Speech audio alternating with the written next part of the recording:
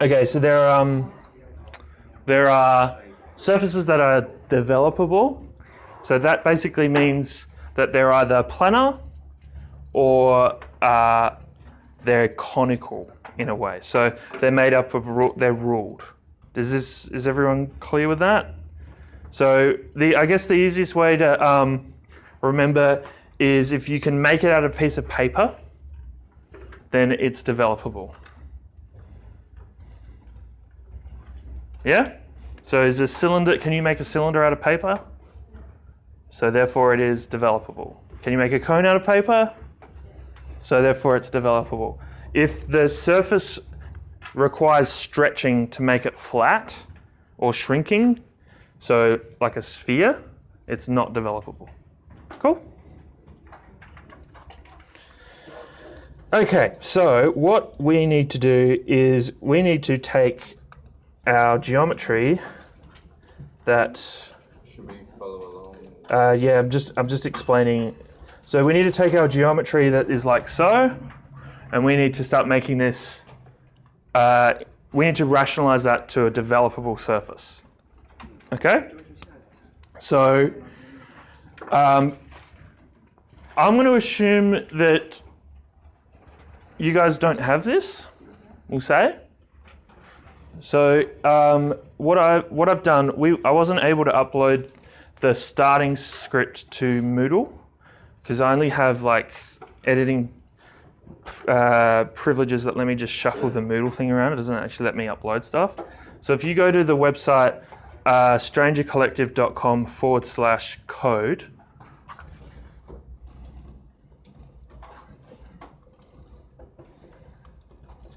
oops, not this one. My connection is not private. Yep, sorry. You don't need to log in. I know, but You're not putting in any passwords. I've got a 404 page now. Really? Yeah, I'll open it in a different browser. Then go to 1150. And in here, there at the top under Lunchbox, there's the start geom.gh and there's the Lunchbox installer. Lunchbox is a plugin for Grasshopper. I hate it. I really hate it. It has a whole bunch of stuff in there that a lot of beginners start to use, and it means that they don't actually learn how to do the things that it does, which I think is important. But for the ease of today, we're going to have to use it because that way we'll get through the whole class. We might be able to bypass it. We'll see how we get there, but it's good to grab that. So we want startgeom.gh and lunchbox installer.zip. So if you install Lunchbox and then run Rhino, it should be a plugin in Grasshopper. So you should be able to see it in this top list. So it'll look like this. There'll be a little bar. So can you guys just do that? Shouldn't take too long.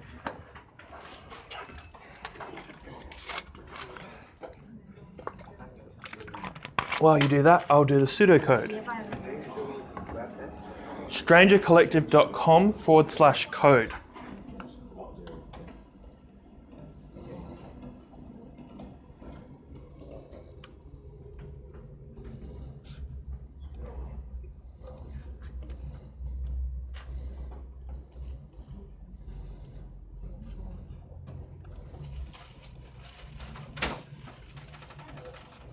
Hello. Launchbox runs on Mac? Nope, I don't. No, you don't, or no, it definitely doesn't. No, you'll have to probably get a Mac installer.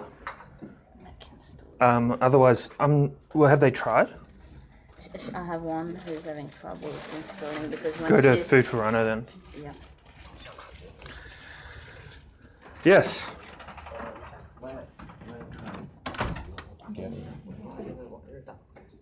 Just try a different browser. No, it's not HTTPS. It's only HTTP.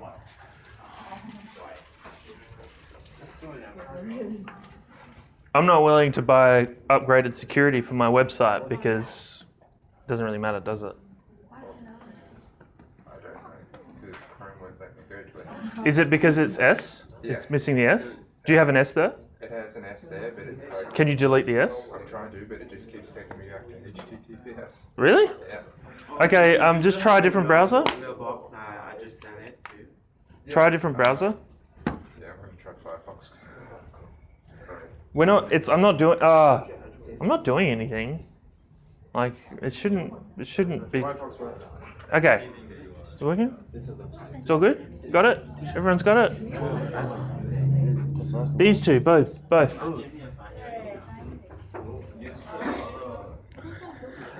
Just for another reference, you can get Lunchbox from the website foodforrhino.com. Foodforrhino.com for rhino.com. This is where McNeil stores all their plugins, their third-party plugins for Rhino and Grasshopper and some of their other programs. So what you can do is if you go in there under Grasshopper apps, you'll see a whole ton of plugins. Be very careful with some of them because they're just made by third-party people. So they're not necessarily, some of them work and some of them don't. So in there you can get Lunchbox. Like, this is interesting because maybe about 50% of these that I can see haven't seen this before. Import live cryptocurrency market data into Grasshopper. Geez, it's a sign of the times.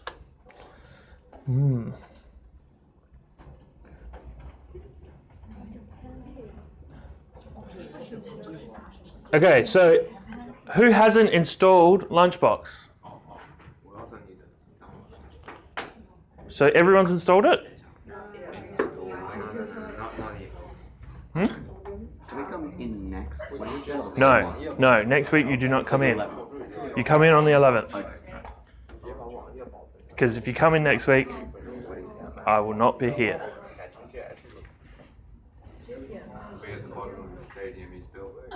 I'll be working very hard on a job.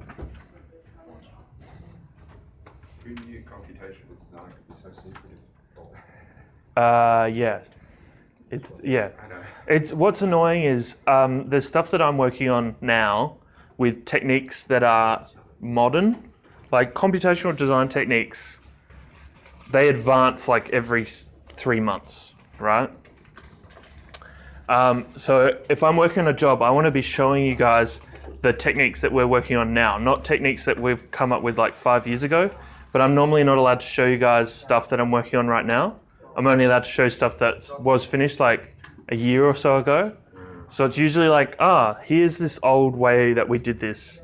And it's like we've come up with a better way. But this is it in theory. Well, that's why I always thought like uni courses are always a couple of years behind on what's actually... No, see what I do is I just show you the general idea. But then I actually teach you the new method. Okay, is everyone installed? Okay, so just so that we don't get to a point in the future where I go, okay, now go grab Lunchbox. Can everyone just go double check that they've got Lunchbox in Grasshopper? If you don't, please raise your hand.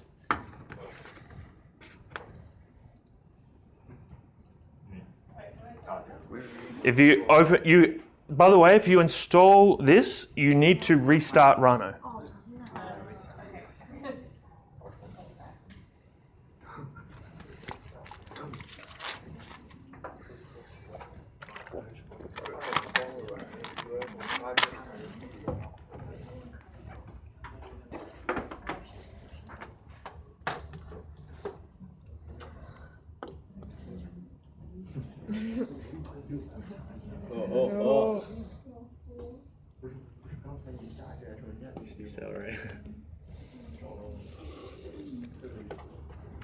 Probably need super glue. Super glue. Oh, okay. It dries a lot faster. Oh, I'm using the super glue. Is it? Cool? That's craft glue. Oh, yeah. Okay, who does not have Lunchbox sitting there? Everyone's got it? Who has it? Everyone? If you open Grasshopper and you go along, there's Lunchbox. Everyone's got that? Okay, I'm paranoid that this video is not recording. It's still recording. Good. Okay. Everyone's got Lunchbox. Jamie doesn't have Lunchbox. Look at me. I got your name right. Yeah. So you don't have it? It's not work. Are you working on a Mac? No, you're not. It had the installer thing up and then it just... You need to restart Rhino. I did. So let's try restart it and then install.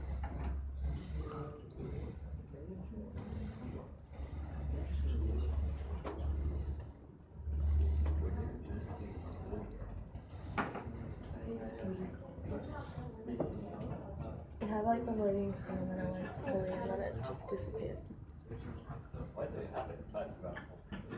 Hey, I have bulk revelation.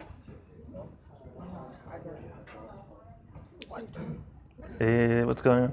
Is that what it did before? No, it fully like, it had the thing and it's saying like installing and then it had the like, Okay.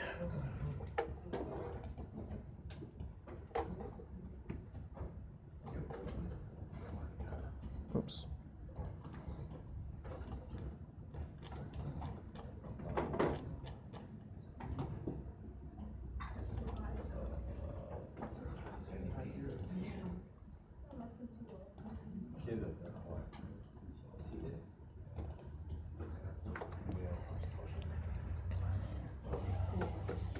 Are you all using GitHub?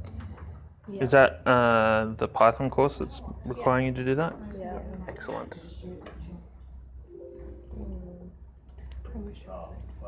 Yeah. Pardon? It's really I wish not it was that excellent. Why? I can't do it. You can't get your head around it? Yeah. Well, now's a good time to get your head around it. So the fact that it's hard is fun. Like I've had a student that's excellent at work, and I've been like, you need to learn GitHub, and she's like, I hate it. It's so hard, and she just like even for someone that was excellent, she was finding it difficult. How do you get better? You just have to use it. It's the same with Grasshopper, or the same with anything, right? Try restart your computer. So what I'm going to do, I'm just going to get going. But you've got two really good friends to help you out, right? I installed the Launchbox, but I restarted it. It's in Grasshopper.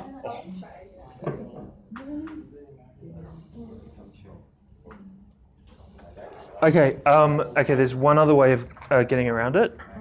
If one of these two have a USB. Yeah. So if you go to File, where are we? Special folders, Components folder. In here, you'll find Lunchbox. If you copy that onto a USB, and on Jamie's computer, she puts that in that exact same folder, and then restart Grasshopper and Rhino, it'll install it. Okay? That's the cheats way in. Is it there? Yeah, it's good. What's wrong with it? Go back. Right click Start Geom. Right click that link that you just had highlighted. Right click it. Then select Save As or Download in whatever. Okay.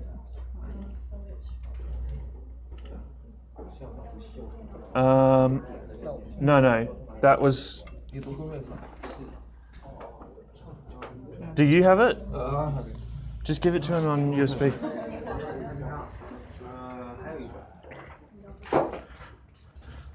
Okay.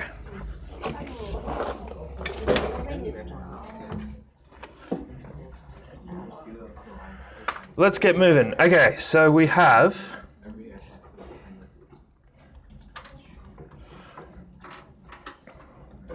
This is effectively the geometry that everyone has been given in the script, right? You've effectively got a surface and a bunch of points. Now, this is in that very original script that we wrote, you know, the very first one, this is the information that you can work with. So we're just assuming that at the end of this script that we wrote week three, that this stuff would just stitch on at the end, okay? So we've got our hyperbolic paraboloids, and we've got a bunch of points, one being the center point, one being the inner circle points, and one being the outer circle points that are then lifted up, okay? So this is really all we really need to start rationalizing. So the process that we're going to go through is we're going to generate a curve that goes in one direction along, I'll turn the lights off.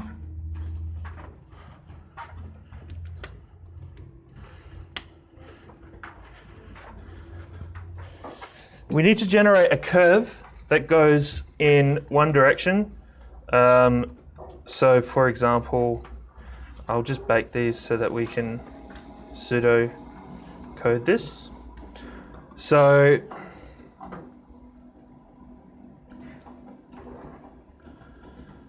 there's a curve that effectively goes along that surface, and we're going to use that curve to create a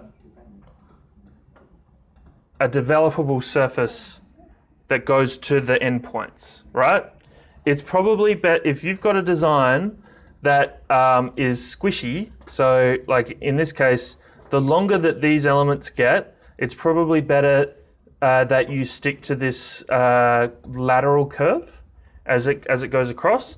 But if you're if your design is shorter, and what I mean by that is if it does something like this, for example, then it's probably better that your curve goes in the opposite direction. And I'll show you guys how to do that, so like that, right? So if we just consider one direction for now, and if everyone's starting from the base script, then that'll be the same direction for everyone. Then what we're doing is we're creating a developable surface. Now what's one defining element of a ruled surface? If you were to draw, you can draw what along it without it curving? What? Like you can draw lines on it, and those lines will be straight, yeah? So for example, if I were to draw a line from, I should be able to draw a line to, why aren't we snapping to points? I should be able to draw a line from the end to the point, the start and the end to the point. From any point along this curve, we should be able to draw a line and get a straight surface, a developable surface. Does that make sense? So there's a surface there, and what we're going to do is we're going to then take that surface and then make it laser cuttable. So can we laser cut, if I just take that surface right now and laser cut it, it won't work, right? Laser cutter needs to be only in the X, Y, or plane. So if I had a piece of paper that was curved, what do I have to do to make it so that we can put it in the laser cutter? We have to lay it flat or unroll it, okay? And the unrolling process, we'll imagine, is, so if we unroll this, it's going to end up sort of looking a bit like so. Yeah? That's roughly kind of how it looks. So we need to unroll it. Now, if we were making this thing out of paper, we'd be done, okay? Because paper's so flexible, we could send this into the laser cutter, and we can curl it into the geometry that we need, yeah? But what are we required to make this out of? Plywood. And so plywood is not going to actually Corky, can you give me a piece that you don't need? Yeah. I don't need this, okay. You give me one piece that you don't need. Thank you. So if I start trying to bend the ply isn't going to bend. Well, it's going to resist. It's very strong. Now, plywood, fortunately, it's got a grain, right? And the grain is actually going to define a direction where it is the strongest. So, for example, the grain at the moment is actually running perpendicular to you guys. So that means it's strongest like so. But then if I were to try and bend it the other way, it's actually got more give, right? So if you were going to lay this on a piece of plywood and you want the plywood to be weak in the direction that you want to bend it, then you want the grain to run in this direction, right? Roughly. Because the direction of the grain is going to be the strongest, yeah? Problem is, even with that, it's not enough. Like this is maybe got a radius of 10 meters at the moment, and I'm pushing pretty hard, like dents in my finger. And if you push too hard, I said, give me one that you don't need. So, and if you push too hard, it breaks, okay? So we need to do something to our surface, to our material, that makes it weaker in a certain direction. And the way the grain works in ply, Corky, do you want this back? The grain in the ply is like, okay, that pen doesn't work. And I'm guessing that pen doesn't work. Fortunately, I bring my own pens.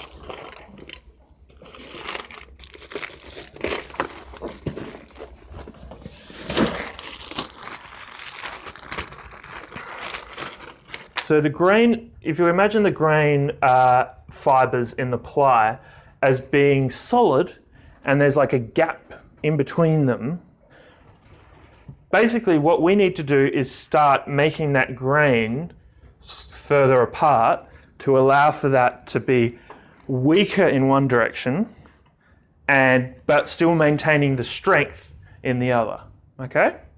So the way that we can do that is by using the laser cutter, we just basically add gaps in the material that end up making it weaker. And then we just need to make sure that those gaps don't go forever, because that will effectively mean our piece will fall apart. It'll be a cut instead of a weakening. And this technique we refer to as a living hinge. The reason we refer to that is the term is used by industrial designers, and it's for when you've got, I think the best example is Kinder Surprise egg. So back in the day, when I was a kid, Kinder Surprise eggs could split into two, and there were two pieces, and that was a choking hazard. So they had to design the, sorry, when I say the egg, I don't mean the chocolate. I mean the little plastic capsule inside.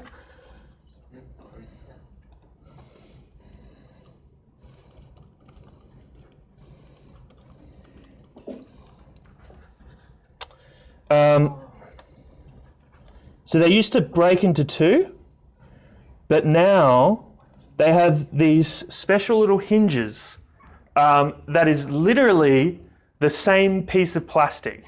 So this is all one single piece of plastic, and so the hinge is actually part of the object, and it's the material bending, not like some axle that we see on hinges with doors, okay? So a living hinge just means that the material itself is doing the bending. And that's what we need to encourage our plywood to do, okay? So if you look up living hinge, laser cut,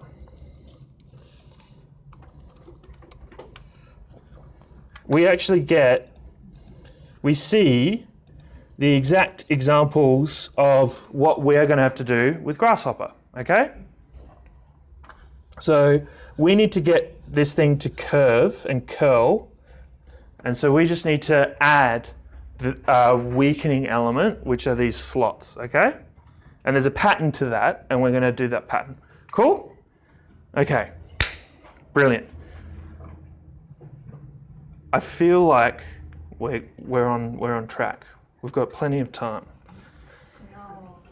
So just before we get to this point, just think of the future with scripting, right? If I were to draw a straight line, actually let's pseudocode this now. So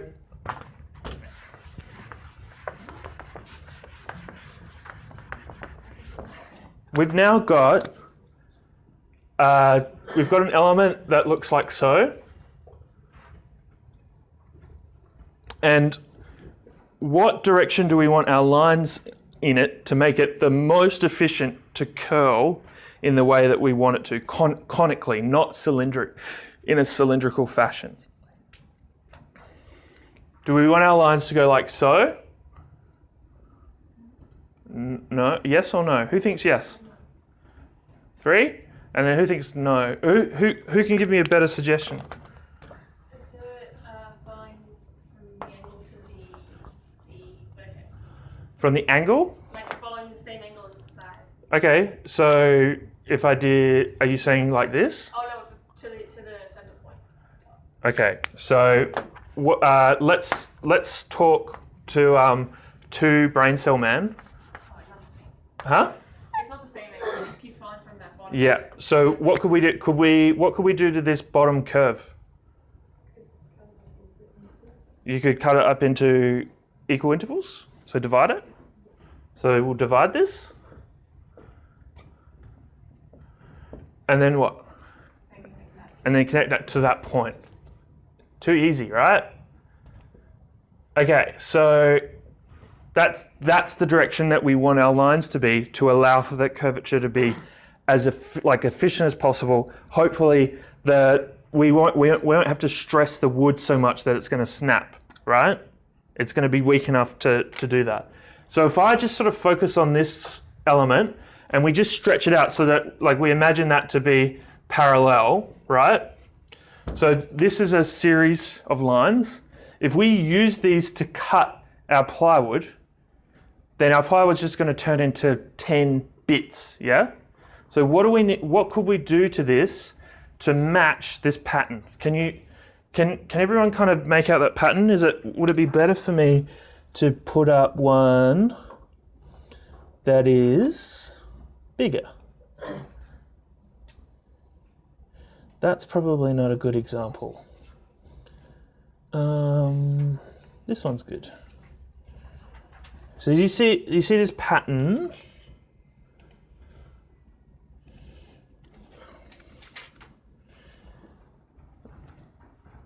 Just for the moment, is there a pattern that, can you see multiple patterns there? So for example, does the function that happens to line 0, so if we give it 0, 1, 2, 3, 4, does the function that happened to line 0 happen to line 1? So it's slightly different, right? But does the function that happened to line 0 happen to line 2? Right, so does everyone see where we're getting at? So we've got a pattern of 0, 1, 0, 1, 0, right? So we need to start splitting these up into 2 separate lists. Then what are we going to do to this one? We're going to Divide into segments. Divide into segments, okay, so equal segments. Yep. And then just use the tools that we've already taught. What do we have to do now? Huh? So let's just focus on zeros for now. Ignore the ones. Let's just do this one, right? So whatever we do to this one, we're going to do to the ones, but we're going to just change it a little bit. So let's just keep going down this track. So once we've divided that line, what do we do? Connect. Well, we need. Could I suggest getting rid of every alternating one? Yeah. So we're left with these. Now, how would you get rid of those? dispatch, right? You've got a pattern of 0, 1, 0, 1, 0, 1, yeah?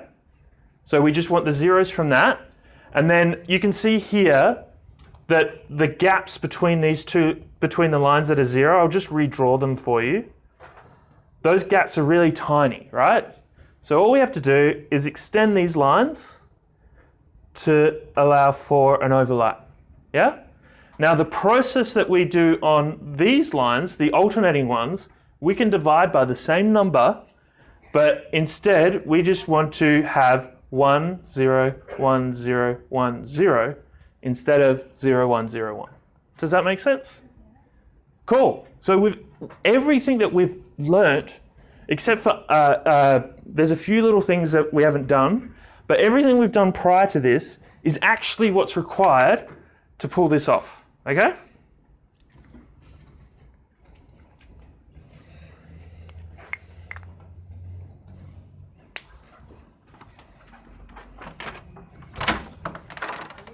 Do you want more? No, one. Okay.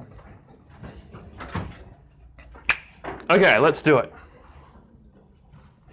So, if we cast our mind back, what's the first thing we need to do? Lie. Line. Yes, a curve, not a line. So just to stick with syntax, we're going to say in Grasshopper, lines are straight, but what we need to do is create a curve on our surface, yeah? So, we're only going to work on one, right? Just to simplify things, if we work on all 6 at the same time, that's going to blow your little brains, okay? So for now, we're just going to work on one. How do we do that? Back to last week. How do we get just one surface?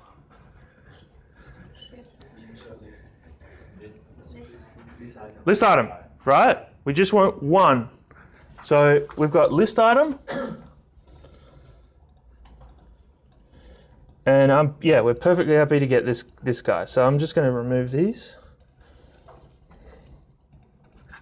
Christina, you keep doing stuff to these scripts. By the way, guys, if you don't like Christina's super bright, like, oh no, it's working now. Yeah, it's okay.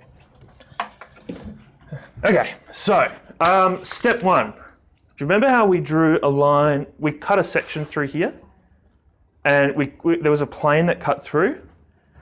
We cut a line, and it sort of went vertically, and then we used that to rationalize.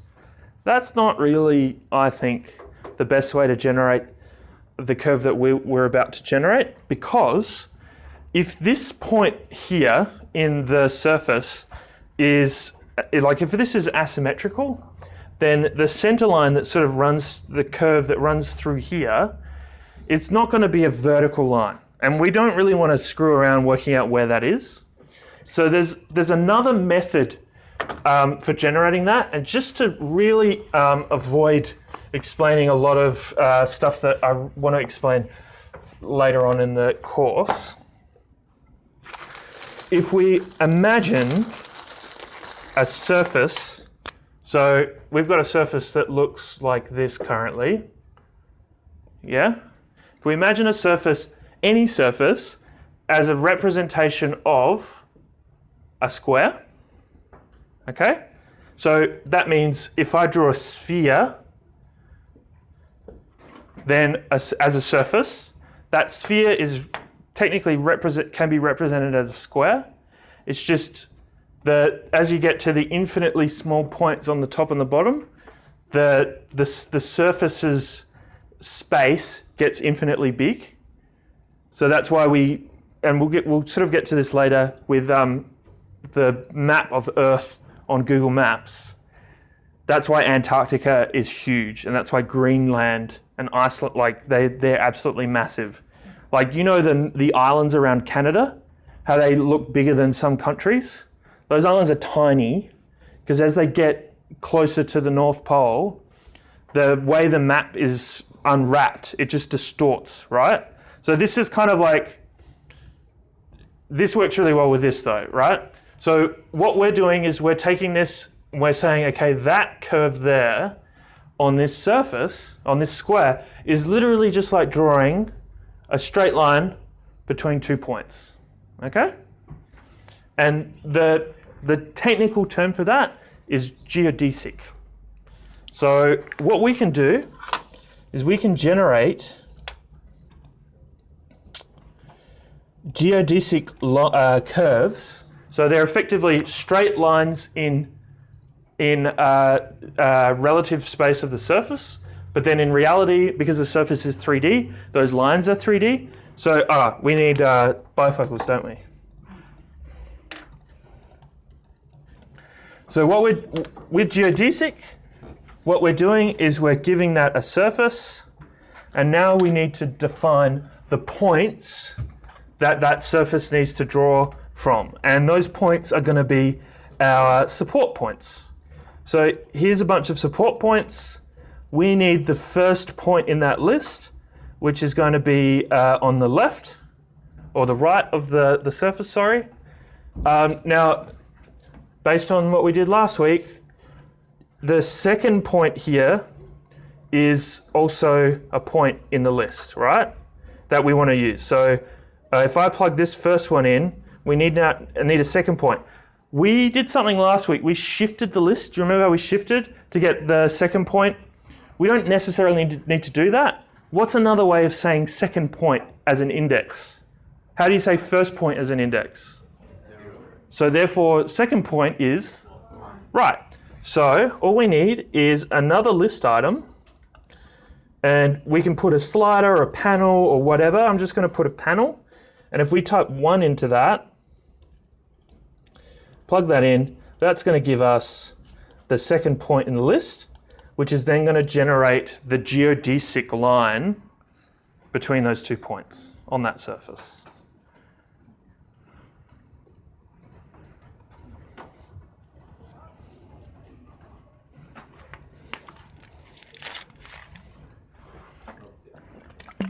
So this is actually, if you drew a geodesic line on Earth, let's say between Adelaide and Sydney, then it would work, right? Because what's happening is on Earth, it's saying, okay, there's a point and there's a point. They're really close together because Adelaide's not that far from Sydney. So if you draw a line between them, it's almost like drawing 2 points on a square and drawing a line, and you get a representation. What it won't do is if I want to draw a line between Sydney and Ottawa or Vancouver in Canada. So Vancouver is all the way over here, right? So the points would be, this point would be down here and Ottawa would be over there, right? So we could technically fly over, oh no, Ottawa's a bad example. Chile. No. Let's try South Africa. So Cape Town. So Sydney's all the way over here and Cape Town's all the way here, right? And if we drew a line there, that would work. And that's technically the direction that the plane flies because we don't want to go over the Antarctica. But technically on Earth, the distance is actually shorter if you go, like if you skip over the surface edge. But so what it's not going to do, it's not going to go, this is a faster curve, okay? So it's not going to solve those types of problems for you. But it is going to draw you lines on hyperbolic paraboloids, right? So we have a line and we have some points. We have a center point and we have an edge point. If I get this list of endpoints, external points, which point do we want to use? Which point do we want to use?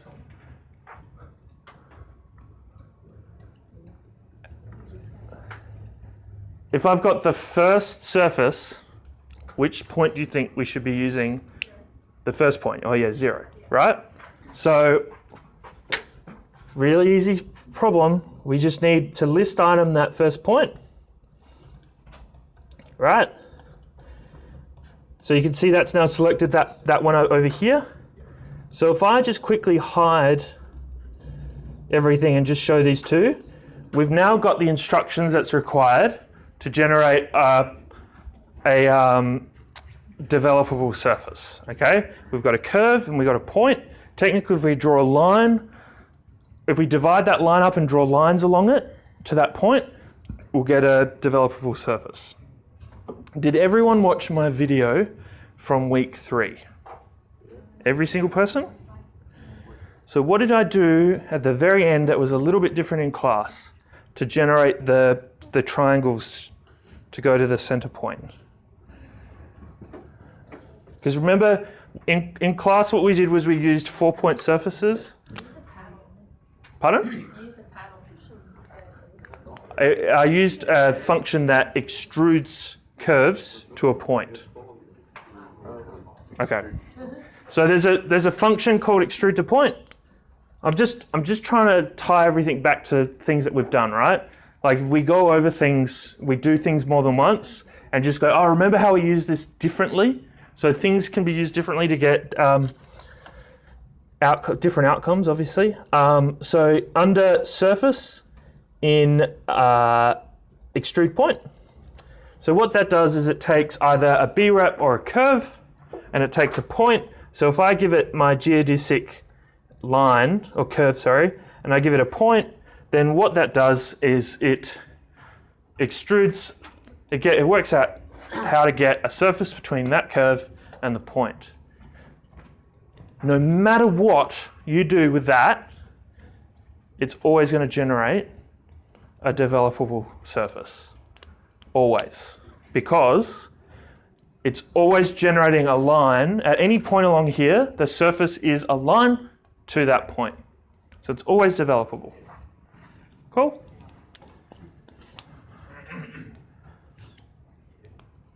Okay. Now, we're going to avoid one little problem. We'll go over it later, and it's more so in relation to the fact that this script that we're going to make is going to create a part of our plywood's just going to disintegrate, right? So we'll deal with that later. So where are we at now? What do you think we need to do? Just divide? So you want to divide that curve. So let's start working in an easier environment, because if I start dividing this curve and generating the lines, then I'm going to have to move those, like when we unwrap, we're going to have to move all of those and map them from one to the other. So we might as well unwrap the surface before we start generating the lines. Or otherwise we've got all this complicated 3D curves that we've then got to somehow get into an unwrapped space, okay? It would be like saying like this. It'd be like saying, okay, I'm gonna draw a line on Earth.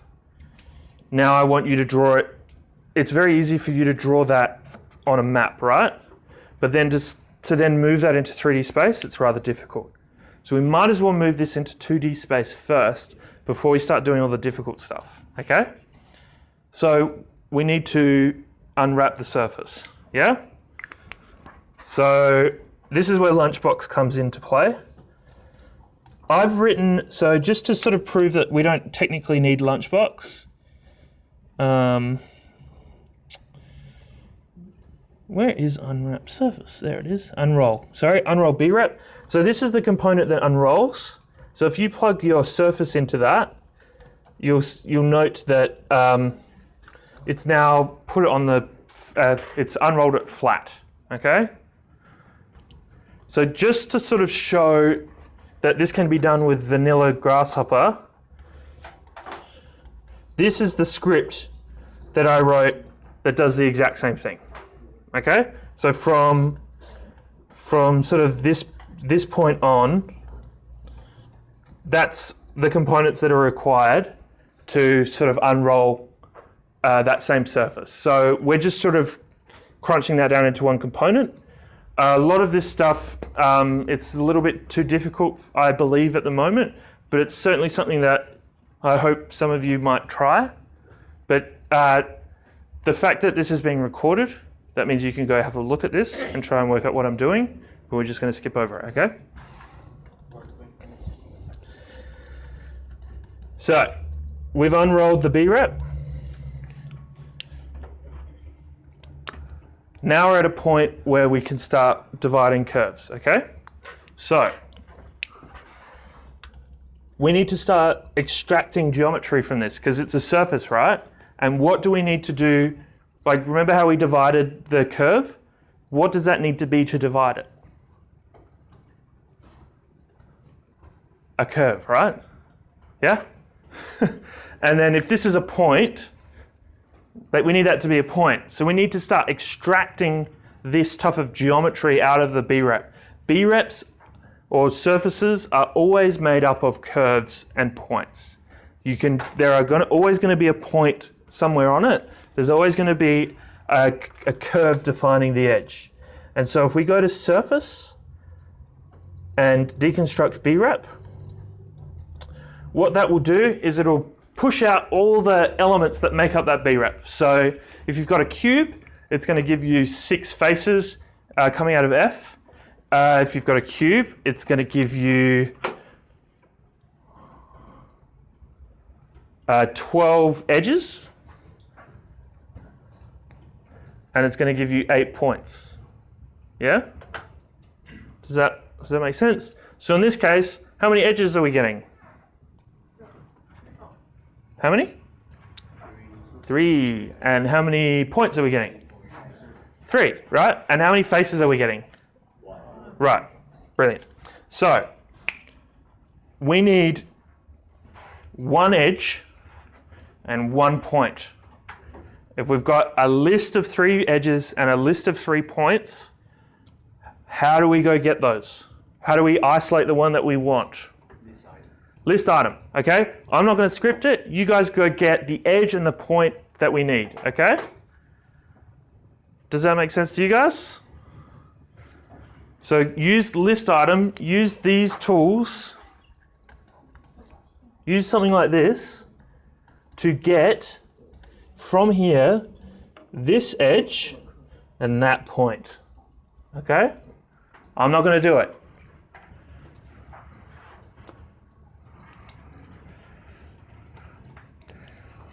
It should be super straightforward. Blair's already done.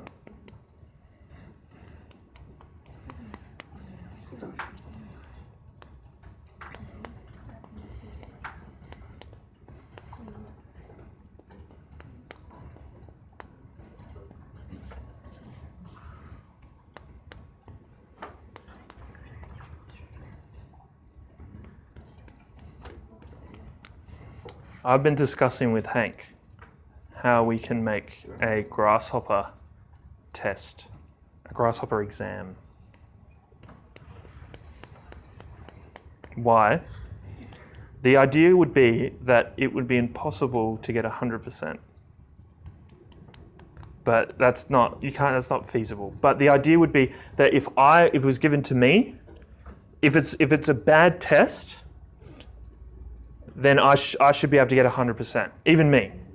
So it should be 99%, even for like someone who's very experienced. So the problems just get harder and harder and harder, and it would be a bunch of scripts that are broken, and you have to fix them.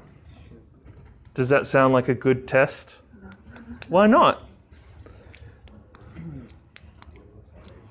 I think it sounds excellent.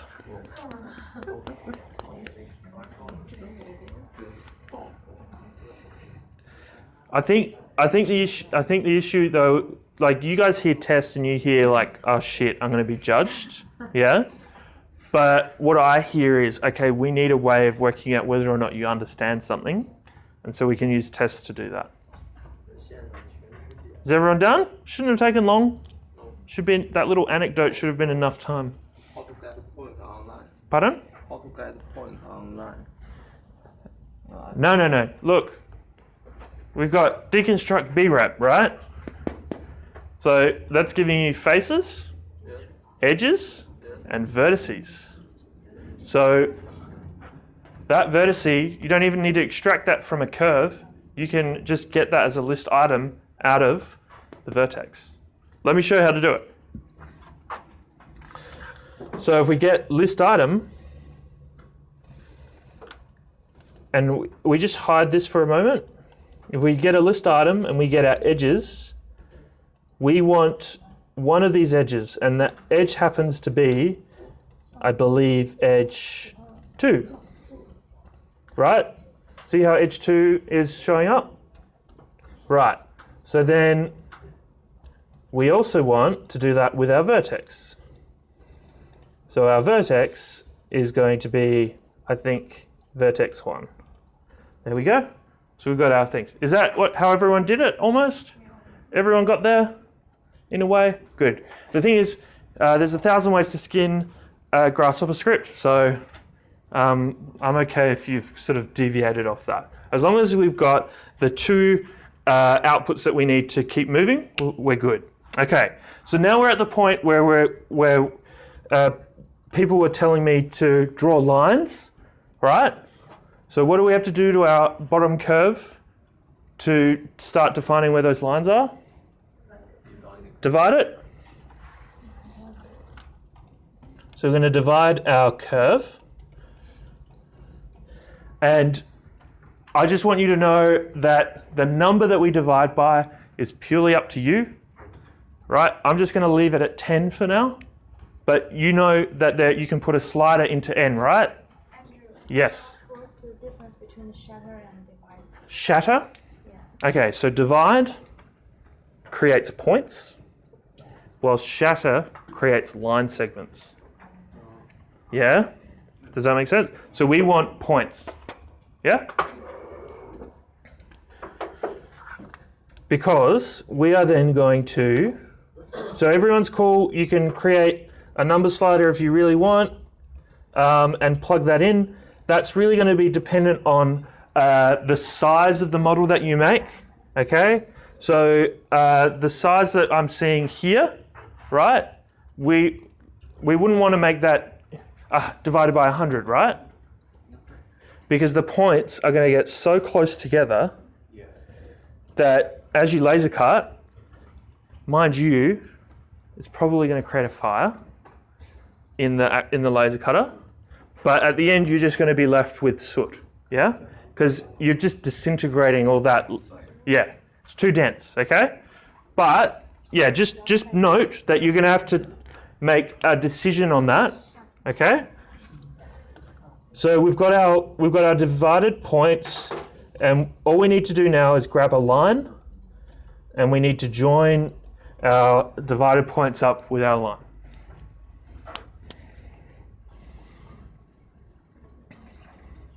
All good. We're almost there. We're almost there. And it's only been an hour. No, has it been only an hour?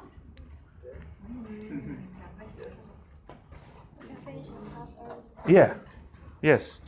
For some reason that clock's wrong again. Who's been screwing with the clock? Huh? My thing I didn't work. Your thing didn't work. Can you be more specific? Okay, I'm getting red.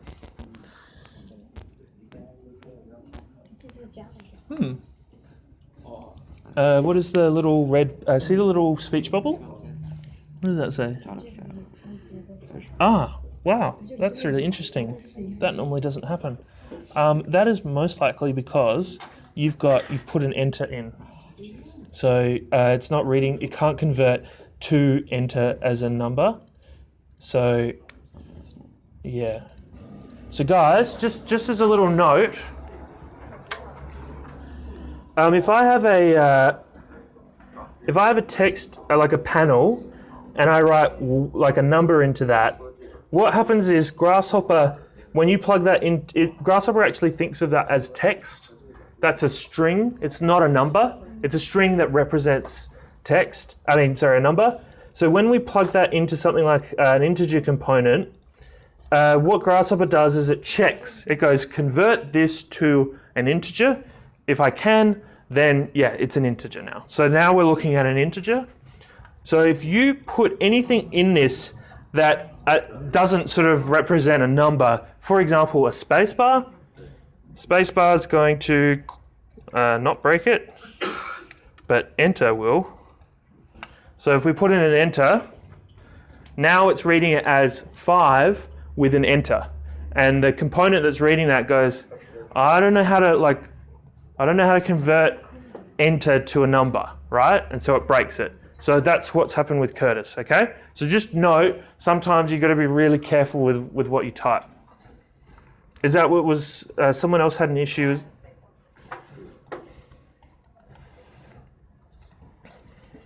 Cool, okay. Back to the pseudocode. Emily, what do we get to? We've got a bunch of lines, a list of lines, right? What did we do? We decided that there was a pattern, right? Yeah. So we need to dispatch our list into 2 separate lists.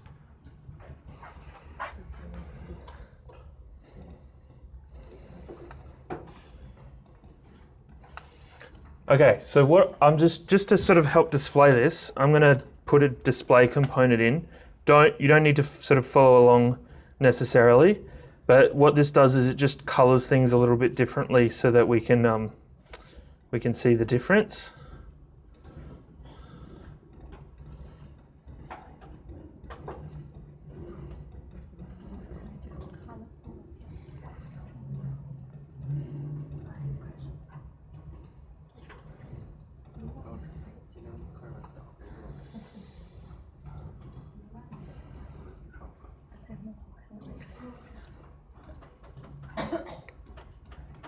Okay. Yes. Mine's still red. Yours is still red.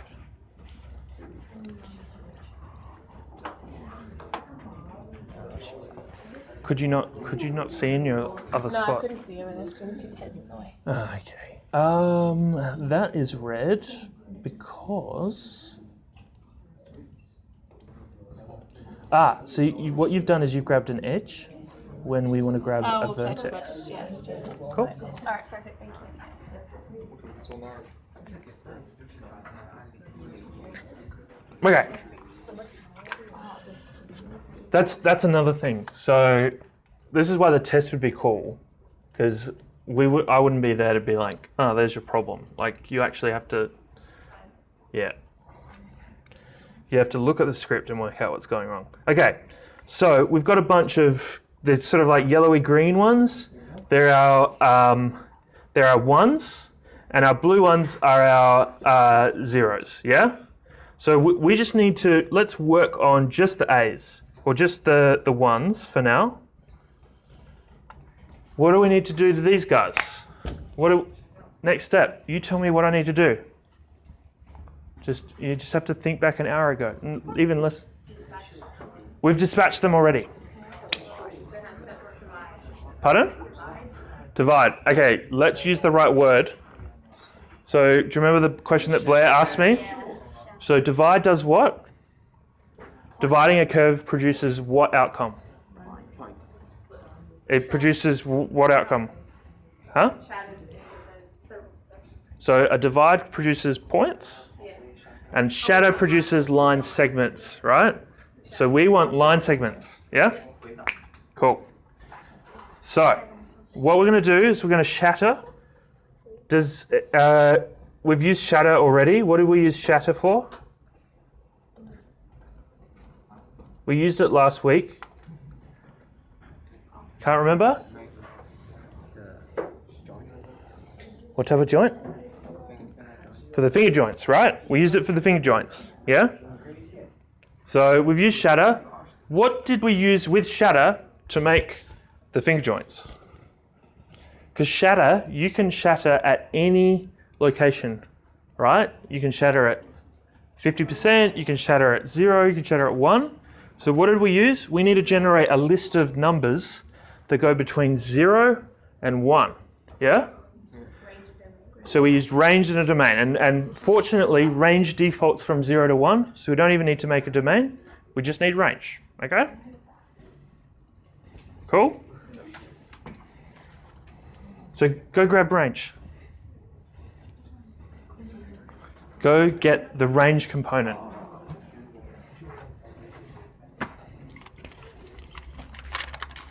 what you'll note is I'm trying to teach you guys to a point where you're not just following me along, okay?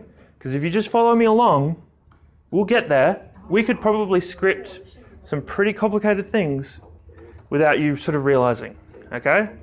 I once learned how to play the piano just by remembering the notes in the order. I did that for 14 years, okay? At the end of the 14 years, I couldn't read music, could not read it, okay? And that's because I just played the music as the teacher was playing it, remembered the order, and I just stuck with it. And for me, that was a waste of 14 years of learning how to play. I don't want you guys to be learning by just following exactly what I do, okay? That's why I'm kind of asking these leading questions, yeah? So everyone's got a range? Do you feel like it's dividing your shattered lines up? Yeah? Yes or no? Let's see. So we'll grab range. I'll grab range. You guys have already got it. So obviously it doesn't produce it just produces lines, and those lines are going to be on top of the same lines, and when a line is on top of another line, we're not going to actually see any difference. So what we're going to do, we can either grab the endpoint component just to quickly see, okay, yes, we're actually dividing those curves up, or in the next step, what was next? No, we haven't offset anything. We're not going to offset anything. We need to dispatch again, right? So we'll grab the dispatch and we'll just look at the curves, let's say just the curves in A, right? So we'll just look at them, we'll hide the rest of the stuff, and look at that. We've got a dash pattern for some of our curves.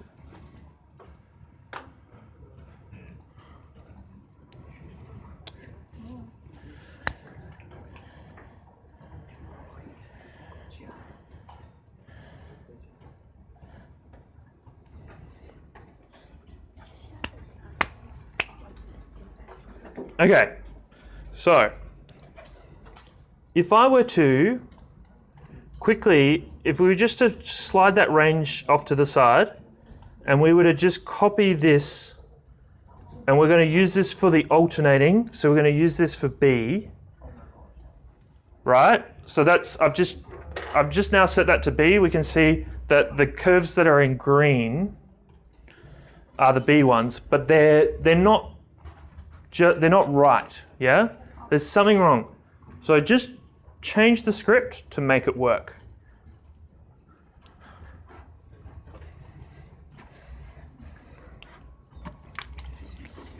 Now we've got time, I can double check that everyone knows what they're doing.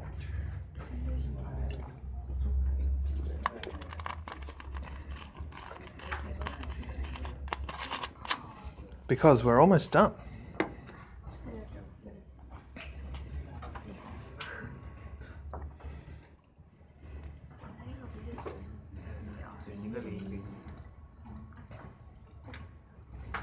You done? Is it working? Show them both at the same time. Perfect. I'm going to give you guys 20 seconds. Yeah. Or until I've finished here. Why this line is So you copied it, right? yeah.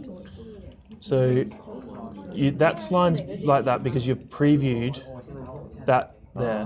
Blind. So there, if we hide that, see how they're the same? So what do you have to do to this to get this line to be there? Move. No, don't move it. Is it potentially that one? So if you drag B into there, is everyone either done or given up? You've given up? If you put your hand up, you've given up. So you've given up? Okay, so I'll show you how to do it. So all we're doing is we want the alternate, right? So if we're using the same pattern in the top dispatch, then we want the opposite So we don't want the true values in the second list. We want the false values. So if I plug them in, we get our alternating pattern. Okay? That's it. It's that simple. It's pretty simple, right? Come on. There's a pattern, right? 0, 1, 0, 1. And in the first list, we're using all the zeros. So the alternating would be the ones. So we want the A's from the first list and the B's from the second list. Cool? Okay. So a component that I haven't shown you. Oh no, I have actually. So if we just look back at this image, our lines, these lines, they're stretching them out to be as long as possible, just enough so that the material has some strength, it's connected. So there's no one bit that's not connected to any other bit in terms of a path. So we've got short lines. Do you remember we had lines last week and we made them longer? Do you remember the component that we used? Extend. Blair, I'm loving it. So you're it. That's it, right? You know everything. So we need extend, yeah? So let's go get extend and let's extend our lines.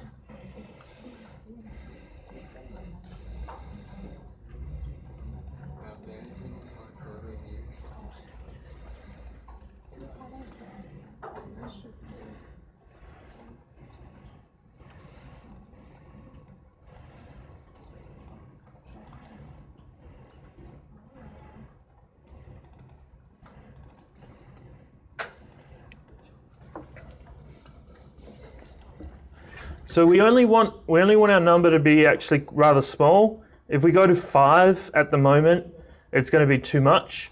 So we want it to be quite a small number.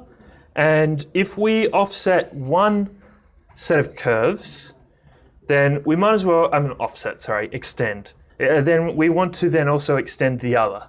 So we'll plug those into a separate extend. Actually, you can plug both into the same extend by holding shift. And we're going to hide our original curves. And so we can use our slider to extend these so that they overlap laterally. Cool? Okay. So has anyone started to talk to you guys about laser cutting more than one edge? As in, if I draw 2 lines in the same spot, what do you think the laser cutter will do? It'll go over it twice, right? They're dumb. Like, they're not clever. They'll cut in the same spot twice. So if I were to do that, what that does is it increases the surface area in that spot, because as the laser runs over it twice, it pulses twice, and it has, like, when it pulses, what it's doing is it's actually perforating the material.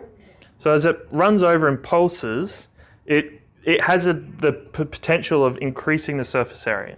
Okay? If you increase the surface area of a material, and as well the laser heats that surface up, if you keep doing that, what do you think is going to happen? Fire. It's going to set fire, okay? So I've in a controlled environment, I've tested this out, and it certainly does start a fire, okay? And plywood is one of those materials that really likes to be set on fire. Like, it's very quick to catch on fire. So this is kind of more of a public service announcement, turning into a step. What I see is I see people drawing boxes, and then they have a second box like so, and they're going to laser cut them, and they go, I want to save material. Let's put these 2 boxes together. Great, love it, love people trying to save material, right? What do you think is going to happen? The laser is going to cut over that same surface, over that same area twice. Usually that's not a problem, but I just want you guys to avoid that. And if you are ever doing something like making a more efficient layout, just be mindful that you want to get rid of those double lines. Just be mindful of that. Now, if I were to start cutting this, do you think, like right now, do you think we would actually have a piece that we can pull out? No. Why not? We've actually done, that pattern to the two ends, yeah? So, if I were to just go get the edge curves from our deconstruct B-rep, so if I were to go get these, there they are.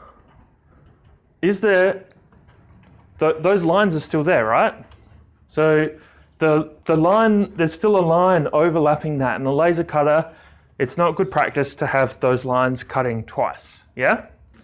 So we need to get rid of them. So part of this process is, at the point that we divide a curve, divide is going to give you the first point on the curve, and it's also obviously going to give you where the segments are, and it's also going to give you the last point, yeah? So these 2 points are then generating lines that are then producing that pattern. So what we need to do is just at this little section, we just need to get rid of the start and the end, okay?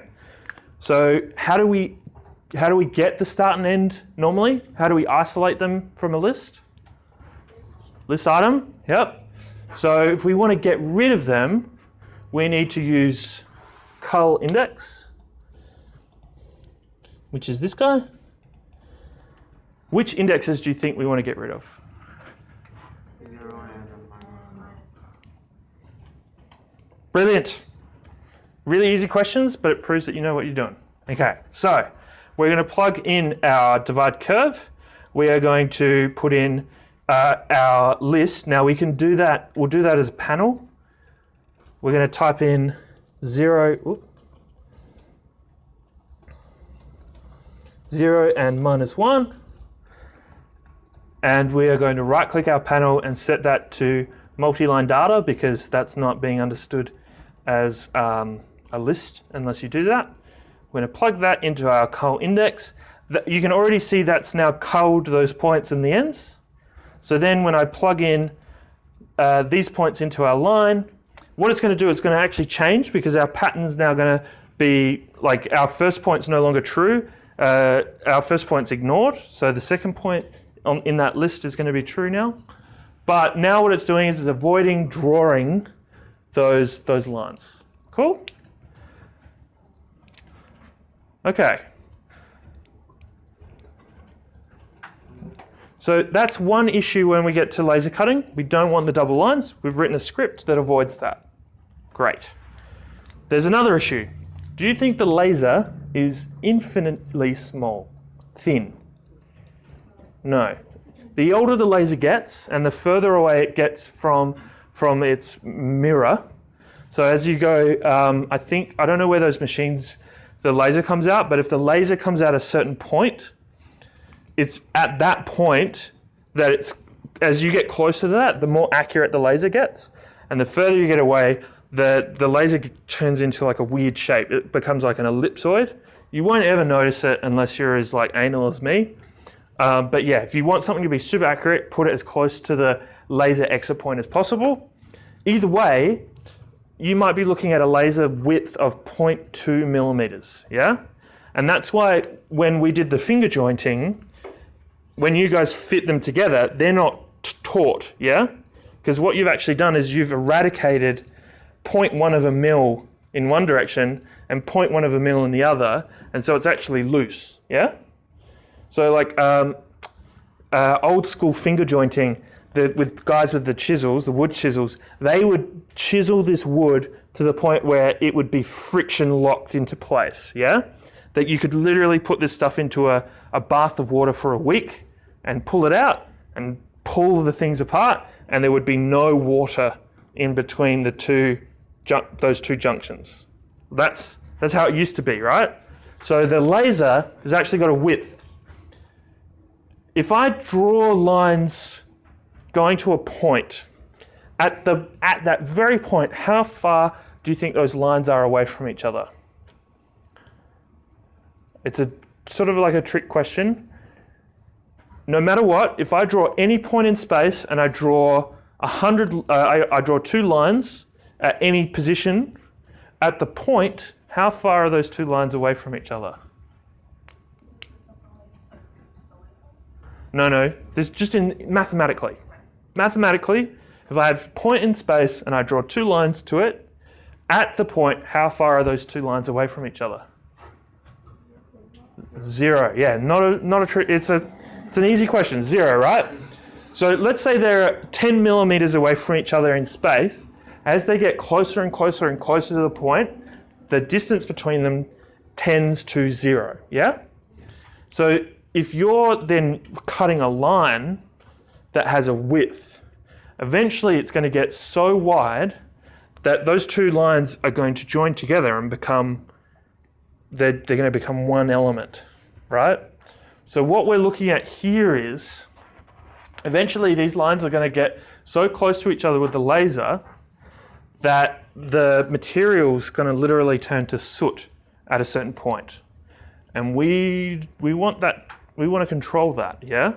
We want to avoid that, because it could turn to soot there, and it might crumble off in a way that we don't want it to crumble off. And we'd much rather have control of that from the beginning. Yeah? So what we need to do is, instead of have these lines go to a point, what we need is those lines to go to like another curve that might be set in. Yeah? Does that make sense? So what we're going to do is we're going to go back over the script. We're going to modify it to put a curve here. And we're then going to draw points from here to that curve instead of drawing to a point. Okay? It's going to be a pretty simple modification, but one of the requirements is that we're going to use this weird function. We're going to use a function that effectively treats the surface as a domain. So what I'll do is I'll draw it, and then I'll describe it. So under surface, there is a component called, oh, look at all these beautiful new components for Rhino 6. It's great. Okay, so under utilities, we want isotrim, and we're going to plug isotrim into, we're going to plug our unrolled surface into isotrim. And what isotrim does is it takes a 2-dimensional domain, not a 1-dimensional domain, a 2-dimensional domain. So to do that, we need to construct a 2D domain. And if I just plug that in quickly, we're going to see a segment of our surface instead of the whole surface. And so what we're going to do is we're going to right-click the S and we're going to say reparameterize, okay? That it's, for now, what we should be seeing now out of our isotrim is the exact same surface, okay? So every surface is always 4-sided, okay? Have I done this spiel to you guys before? No, okay, I think we didn't have any time. Okay, so if I draw a hyperbolic paraboloid, how many edges does it have? How many sides? Huh? If I draw a hyperbolic paraboloid, you know, like the one that we've just... How many edges does the surface have? Right, okay. If I draw a triangle, how many edges does that have? Okay, if I draw a triangle but then I make it a surface, how many edges does it have? 4. It has 4 edges. Every surface has 4 edges, no matter what. If I draw a hexagon and I make that a surface, How many edges does it have? Yes, the surface has 4 edges. Why 4? Okay, so there are 2 ways of drawing a triangle as a surface. There is the way that we've done already, which is the 3 points going to a 4-point surface. So what we effectively do is we draw an edge, we draw another edge, we draw a third edge, which is infinitely small, and we draw our last edge. Okay? So the 4th edge is infinitely small. Okay? Just go with me. Because surfaces are always represented as squares. Okay? So if I have a triangle, then we can imagine this is the x-axis of our square, and this is the y-axis. Yeah? So then the top gets squeezed infinitely, right? So if I draw a line like so on my square, then it's represented there. And if I draw a line on my square like so, then it's represented there. Yep? Does that make sense? Okay. When we see some triangles, they are also actually a surface that is 4-sided, and what's happened is it's been trimmed. Okay, so we've cut the edges. So what I'll do is I'll just demonstrate. Maybe triangle's probably we'll demonstrate with a hexagon or a pentagon.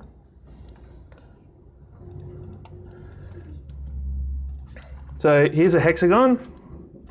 If I turn this hexagon into a surface, that surface looks like it's got 6 sides, right? The surface actually has 4 sides because the surface has been trimmed to make it a hexagon. And if we untrim it, we can see that it's actually a 4-sided surface. Okay? This is important to understand because every surface has to have at least, can only have 4 sides, no matter what. Okay? And it's purely because of maths, yeah? But doesn't it mean it has 6 edges? It has 6 edges, right? Yeah. But the surface, the shape has 6 edges, but the surface has 4. And what I'll do is to show you is if I divide this untrimmed, see the grid that goes across? It's a square grid, right? But if I then divide my surface before it's untrimmed, do you see how it follows the exact, it's the same, we're just not seeing the points sitting outside, right? So you can, when you divide a surface, it wants to divide it into 2 directions. Those directions are x, y in Cartesian coordinates, but in surface coordinates, we call them u and v. So u is representative of x, v is representative of y, and w, which is one that we're not dealing with because it's z, but for a surface, okay? So this is something that you'll get to learn a bit more later, but surfaces can only have four sides. Why was I saying this? That's right. Okay, so what we are doing with an isotrim is we've got a domain of u 0 to 1 and v 0 to 1. So that means on this whiteboard is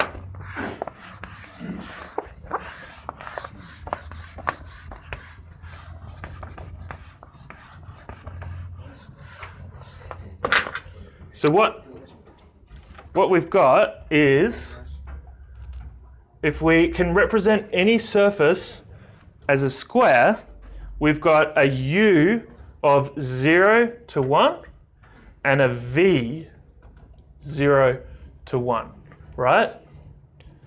As a domain, Yep. So if I were to draw my triangle, that's a U and a V.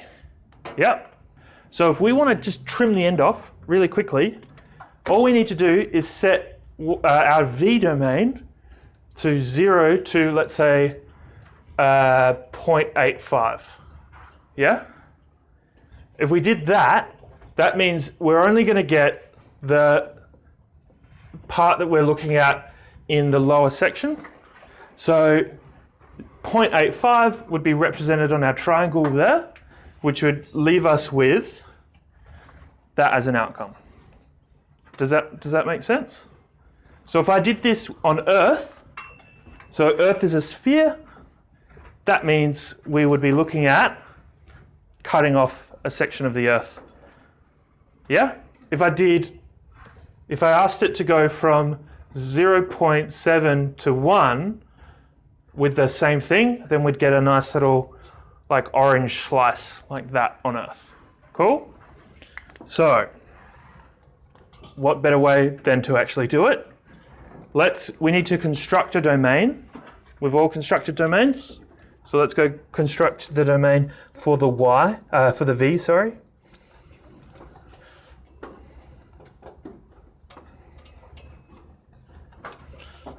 And if we throw in a number slider into, so A is going to be 0, but if we'll plug 2 sliders in, and it's turned out that this is the wrong thing, so we'll do this for U as well. So U is the direction that we want to change. So if we change the slider for U in that construct domain, running that up and down, what do we notice? We start trimming one dimension of our surface. Okay? And if we do that in the other way, we start trimming in the other direction. Do you understand why I had to describe the surfaces of four-sided? Yeah. So if I put this in a sphere, similarly to the way that Earth is mapped for Google Earth, then that same process is going to slice it into a Pac-Man shape, or seeing as Earth is latitude is V, then as we slide that down, we start cutting away from the poles. Does that make sense? So even though a sphere doesn't look like it's four-sided, in this particular scenario, it's only technically one-sided. Yeah? How many sides does a sphere actually have? No. 4.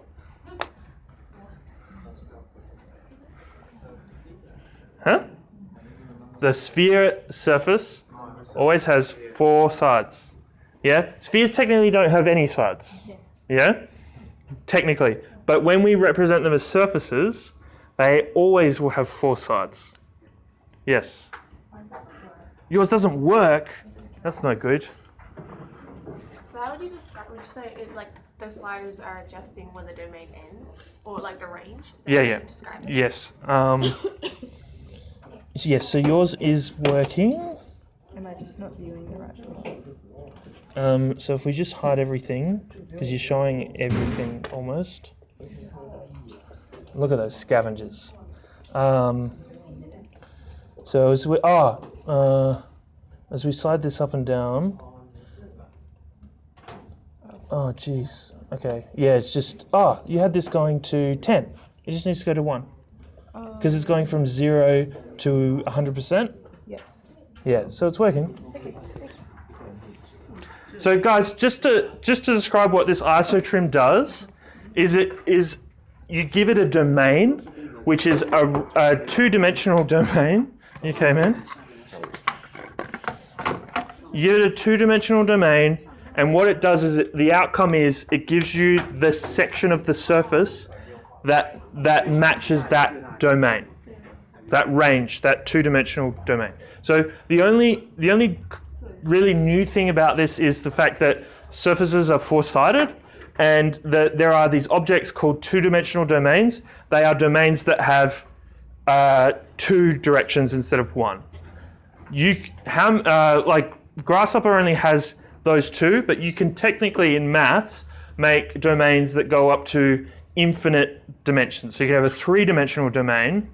What do you think a three-dimensional domain would define as a shape, like technically? Huh? Solid thing. Like a solid. It would represent like a solid box. Yeah. So a box kind of represents a three-dimensional domain. Yeah. Yeah. So and then a four-dimensional domain would represent a tesseract, but let's not get into that. Wait, so would you say like a sphere is the same as like a cube? Triangle goes inside of the square. Not quite. Okay, so the only difference between a sphere and a cube is that a sphere is made up of this sphere is made up of one surface, whilst a cube is made up of 6 surfaces. Yeah. So there's a cube actually has creases in it, and it's at those creases where the surfaces end. So when we did like say square base pyramid, would you say that would go like that side of cube? If you have a shape that has 6 sides, then that could be morphed into a cube. Does that make sense? Yeah. It doesn't work. Huh?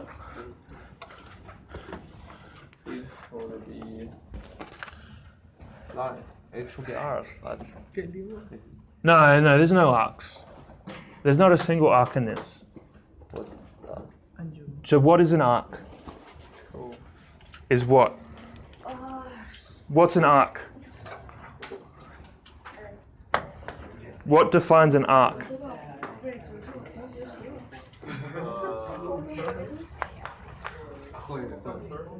Huh? You don't know what an arc is? Huh? Okay.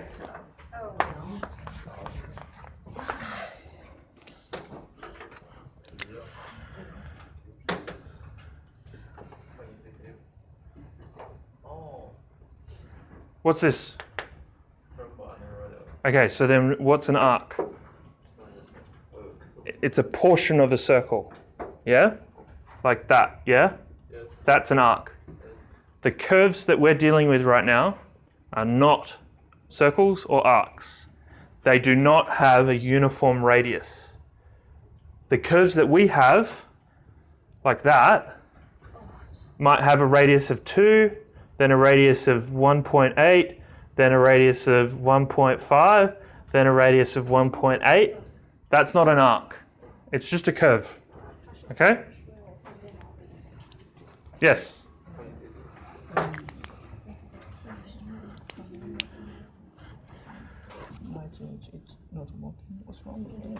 Because you've put in an enter here. Enter. Ah, yeah. Done. And then this one needs to be 0 and -1. Yeah. Yeah, but then you need to click multi-line data to make sure that it's understood as a list. Okay? Okay. Yes.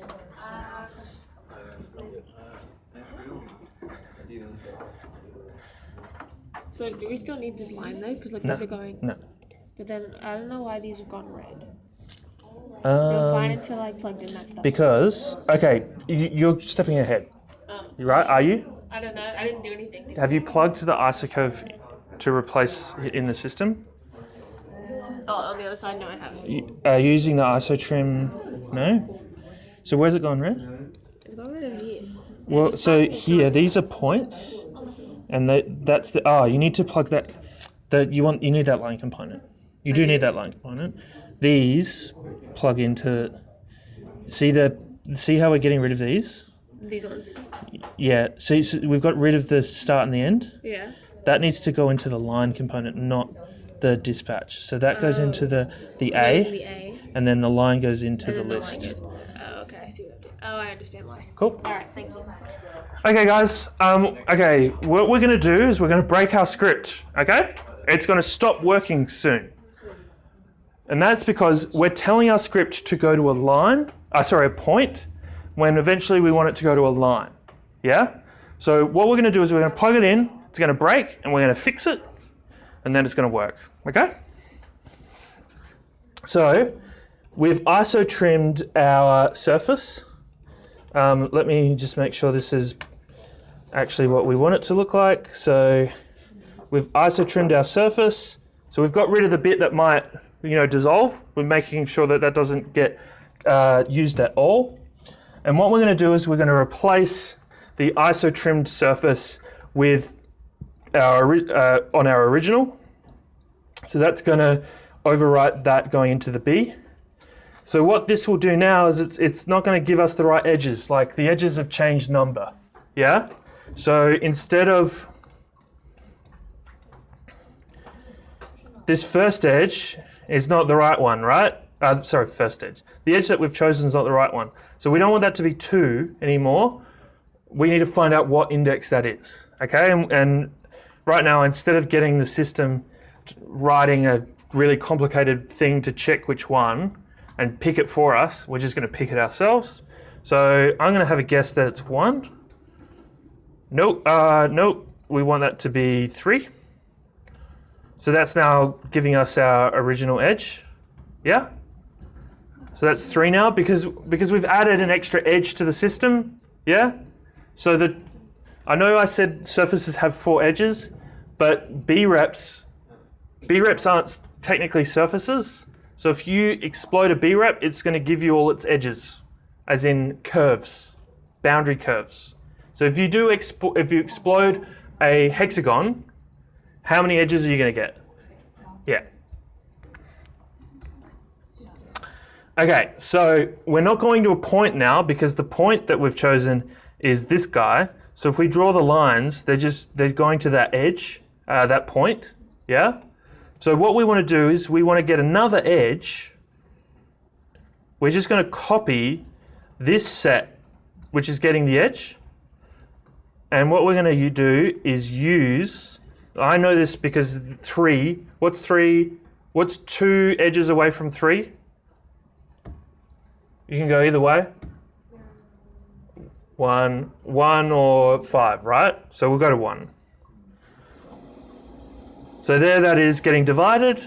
And so we now need to run that through its own cull index. So we'll just slide these over a little bit. So we're going to run that through its own cull index. And then we're going to plug that into our line. And we've run into problem, the penultimate problem.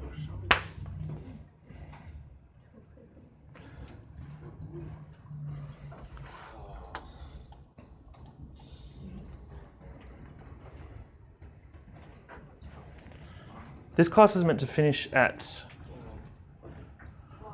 1. Oh, this clock keeps tricking me. Okay, we've still got an hour. Awesome. Because we're almost done.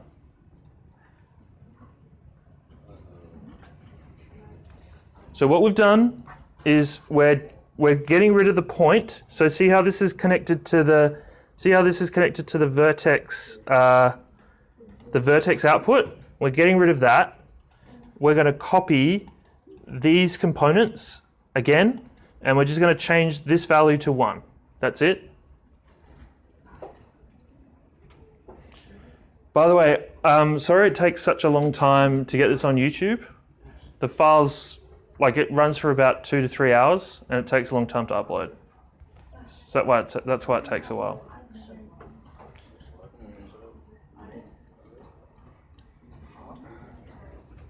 Yes. It is 1, 3 validation like this. What's the matter? 1, 3. Yeah, that's fine. Let's just make sure this is have you? It doesn't look like you've ISO trimmed it, mate. So this needs to be. This needs to go to 1. Okay. So look, when I do this, when I set this under 1,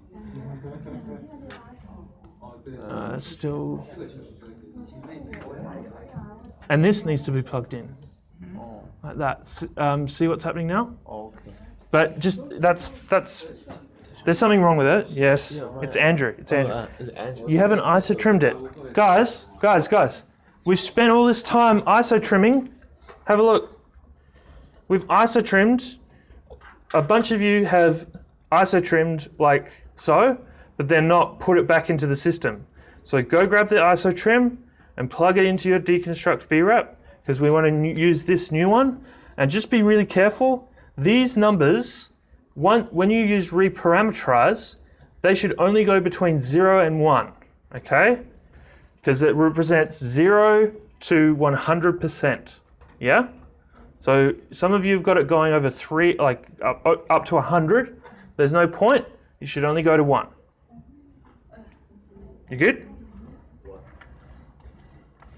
Hoodies up, gangster mode. It's like, I'm done. It's actually, the air conditioning. Do you think it's just because like maybe a few weeks ago the air conditioning wasn't this good? Do you think they've fixed it, or do you just think the weather's getting cooler? Okay.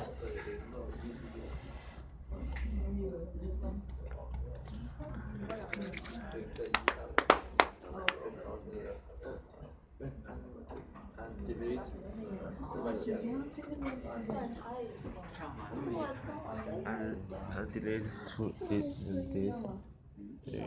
Yep. Don't delete that though. Delete this.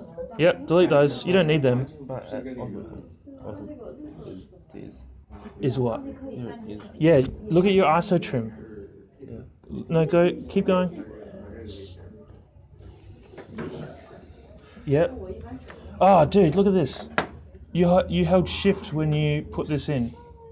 Jeez, your mouse is. So see this and that, they're going into the same. You put 2 in the same one, right? What you want is we just want 1 going in. Yeah. Excellent. Okay, this is. Some people are holding shift when they're dragging things in when they want to replace. So remember how. So when I did this, when I did the when untrim goes in, and if you drag in the ISO trim, don't hold shift. We're replacing, not adding. Okay? Cool. Now, who can tell me the problem? What's the problem? Yep. So let's swap. So it goes 0 and 0, 1 and 1, 0, 1. So one's going one direction and one's going the other. Yeah. Why do you think that's the case? You have no idea? Okay, so if I've got a line that goes from the bottom to the top and I divide it, which one is going to be the first point? The bottom, right? That's going to be the first point. If I draw a line that goes from the top to the bottom and I divide it, which one's going to be the first point? Right, okay. So if I have a shape that is closed, right? Like, for example, this square. Did you see how I drew that? So the first point is where on the curve? Up here? Now, which direction did I go? I went anti-clockwise, right? So the first line is going down, and the line opposite to that is going which direction? Up. Is that what you reckon is happening here? Yeah? Because what we've done is we've just taken the curves and they're obviously closed, so they're going to be going in a direction. So one of these lists has to be flipped or reversed. Now there's 2 ways of doing that. We can either take the curve and flip it, or we can take our list and reverse it. Let's reverse the list. Yeah? Okay, so we're going to reverse the list. So what that does is it sets 0 to be last and 1 to be second last. It literally reverses it. So Billy, Blair, Jonathan, and what's your name? Huh? Buen. Frank. Okay. Billy, Blair, Jonathan, and Frank would then reverse to Frank, Jonathan, Blair, Billy. Okay? And there's 2 ways of doing this, and I think this is where we can get into some shortcuts, other shortcuts other than reparameterize. So it's after that we divide our curve that we can then go use a list function, which is reverse list. So if we reverse the list and plug that into our cull index, everything's right as rain again. Okay, but we can also reverse lists by right-clicking output or input and select reverse, and that will also reverse the list.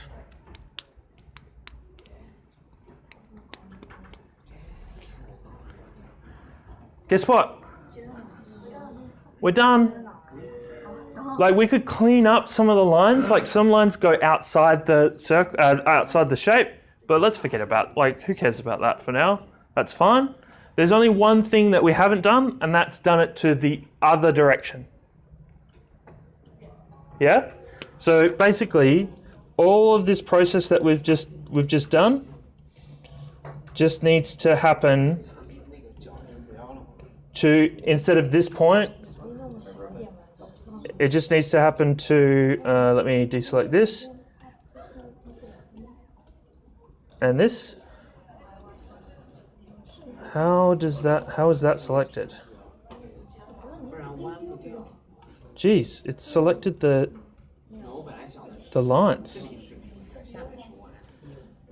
Okay, so we just need to do that whole process again to the center point instead of the exterior point. So that center point just replaces our point in the extrude point. And if I just hide our original set, then that's the surface that goes in the opposite direction. So these two surfaces are being produced by that system. Okay? I'm seeing. Pardon? Okay, so we want to start copying from the extrude point, because that, like, from extrude point, the inputs that go into that will be a little bit different, specifically just the center point. So this is another actually really cool thing. I'll show you. If you select extrude point and you hold Control Shift and hit right, it will select upstream in your system. Control Shift right. So what that's done is that's selecting everything upstream, and obviously if you go Control Shift left, it's going to go downstream. In this case, what it's doing is it's selecting everything that technically would need to be copied, because everything that's not selected right now is the same for both surfaces. So it's not selecting the construct domain, and it's not selecting the range, because then they're technically back, like they're a stream that branches into the system. So if we then copy that and move it down, they will share the same parameters. And then we just need to replace the point in the extrude point. What are we deselecting it? Huh? What do we deselect when we're copying? Huh? What are we like? What are we selecting? What are we deselecting? So you know how you Not copy- selecting. Yeah. So cheap, instead of deselecting stuff, all we have to do is select extrude point, Control Shift, press right until it's selected everything that it could possibly select, and that'll select the stuff that you need.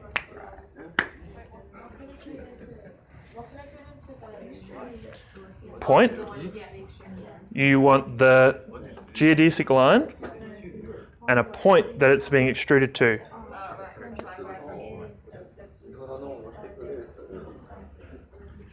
Yes? Pardon? What? Reverse? Okay, you can either right-click a component and go reverse. So that'll do the job. See there? Get rid of that copy that you just did for now, actually. So, is this what you just copied? Yeah. Yeah, we'll just work on the first one, make sure that works. So here, you reverse this one, or if you don't want to use that little shortcut, reverse list is also this one. Cool? So you can use either that right-click method or that. Yes? It doesn't work here. And how to copy that? Okay, so it's already not working, is that what you're saying?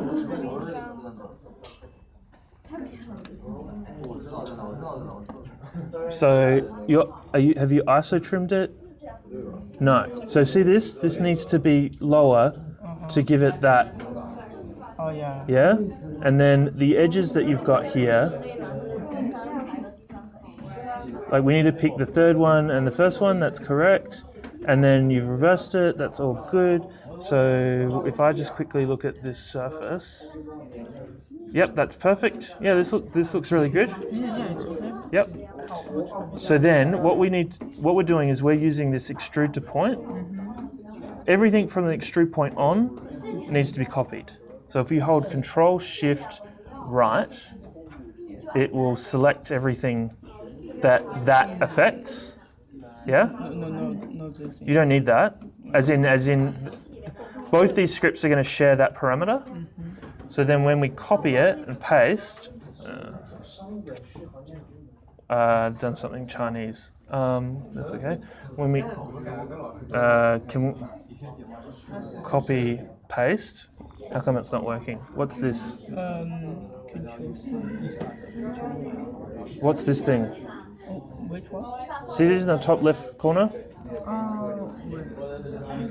Okay, back to this. Control C, Control V. Okay, that's pasted it, right? So then that comes down. See how the ones that we didn't select are being shared? Yeah? And then what we need to do in this extrude to point is use now the center point instead of our exterior point. And that's now made, these are the two surfaces that we've just, yeah? Is it okay? And this line? Huh? Yeah, it's the same line, same line. So why it's okay? The line's the same, it's just the point's different. Yeah. Sorry, Andrew. Sir Andrew. One day. Yes? Who was first, you or Emily? Mine's really easy, but Okay. I just can't find my thing in the Rhino screen. Oh, have you baked it? No. Okay, just quickly. Guys, so just as a little shortcut, if you're looking for your Rhino geometry your grasshopper geometry in Rhino, if you select it, hit the little shortcut button, like spacebar or middle click, and it's this little guy here, zoom. It will zoom the Rhino preview to that geometry.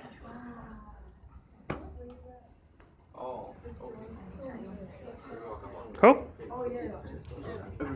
Hang on. I've still got some people to talk to. Did it work? Yes, I just don't know why it's like this. Oh, it's because you've got it selected.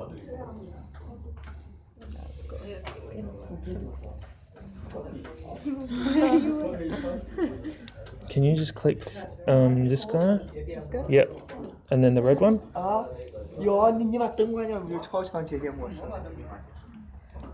May I? It just looks like. Oh, you've gone to technical view. Oh. Oh, yay. Also, how do the two parts go together? Like when you actually make it? You're gonna have to work that one out. Because like Glue with glue. And how do we get this? I know what you're worried about. How do we get this to apply to every single section? Do we just Well, copy and paste that it? is literally the You same. can just print that out. You can print that out 6 times, right? Okay. Yeah. Yes. But yeah, but if you've got ones that are asymmetrical, then you're gonna have to do it multiple times. Now, like so if you've got 12 or 100, just make it 5 or 6, right? But one day you're gonna know how to do that to anything without having to like do it multiple times. One day. We'll get there. so we're doing this to our own. Yeah. Okay. So the really cool thing about the hyperbolic paraboloid or any surface is as long as you've got the 2 points that you want that geodesic line to go between, you can apply that to any surface and just give it the points that it needs and it will generate that line. And then you just need those 2 other points to extrude to. Yeah? So if you deconstruct the hyperbolic paraboloid, like we deconstructed, that'll give you all the edges and all the vertices. So let's say you don't have the vertices like we've got here. If you deconstruct it, it'll give you the vertices, so you can then isolate the vertices that you want to draw the geodesic line, and the other 2 vertices are the vertices that you want to extrude to. Yeah? Deconstructing a hyperbolic paraboloid is going to give you 4 vertices. 2 of them will generate the geodesic curve. The opposing 2 are where you extrude to. Yeah? Sorry. This is ready to cut now. Yep. You just want to move them so they're not in the same spot. Nash. Yes. I don't know which thing to cross. That's okay. This is yours? No. But it can be. Corky, I'll be with you next. Yeah. So, let's just make sure that it is working. It's not working. What? Does that look like So these lines, you haven't trimmed. See this? This has to be at least like a low number to trim the end, and then you haven't reversed this list. So this list needs to be reversed. Then as well, you haven't using this dispatch, not this one. So when you use that one, see how they alternate now? Okay. Yeah? So to select what you want to copy, all that's changing for these 2 options is the point. The point's changing. So this is the part of the script where the point would change. So if you hold Control Shift and then hold right, that'll select everything upstream of that. Control Shift and right. Yes. Okay. So then we can copy that, and then instead of using the external points, we can use the center point as the point to extrude to, and that'll produce your other, right? So you would bake this one, move it, and then bake this one. Okay. Cool? Yes. I may miss some steps. Cause it was somehow. Pardon? I missed some steps. Yeah, you missed a few steps. Yeah, so it's just this one, right? So see these domains. These are what are trimming that isocurve. See how that trims the isocurve? But now we don't want to use a point here. We want to use this edge, which you've done. So this will be 3. And this will be 1. You've made this, but then you're not using it, right? Yeah. So we want to use it. So we're going to go, we plug that into the B. That needs to be 3.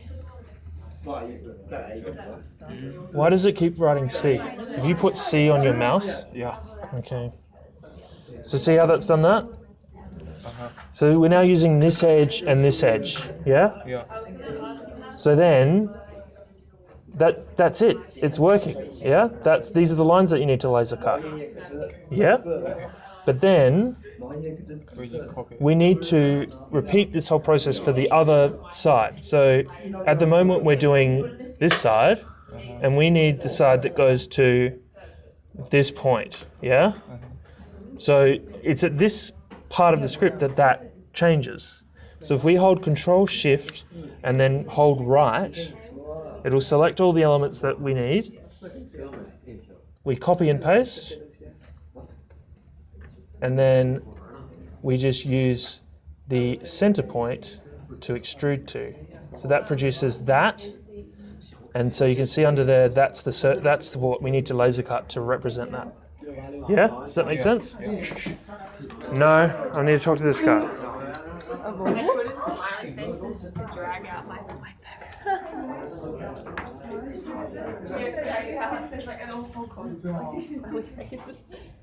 What's this?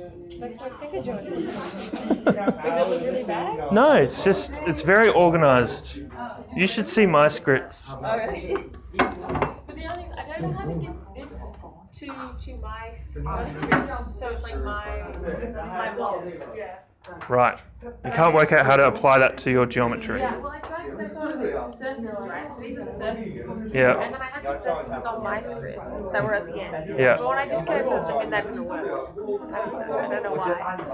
At the end of the lesson, would you want to help me? Maybe. If we have time. Alright. Also, with the finger joints, mine just did not work. At all? No, I spent 3 hours redoing it from scratch yesterday, and it still said there were unknown complications. Right. So I might try and redo it this afternoon. Okay, just I'm like, it's been a bit hard for me to respond to emails in this last week, but it should be okay. Like, just like if you've got problems, it's better to find them tomorrow or the day after, because then I'll have the weekend to answer the question. So like, I know like redoing it on Tuesday is fine, but if you do it on Friday and you're like, oh shit, like I'm stuck, then just email me or go on. The thing is, the forum's good. The problem is it doesn't alert me when people go on there, so I have to constantly like check the forum, and it's not in my nature to do that. So if you put on the forum, just also email me and go, hey Andrew, I've asked the question on the forum, do you mind going and answering it there? I'll help. Corky. Try to copy, but Yeah. seems like May I?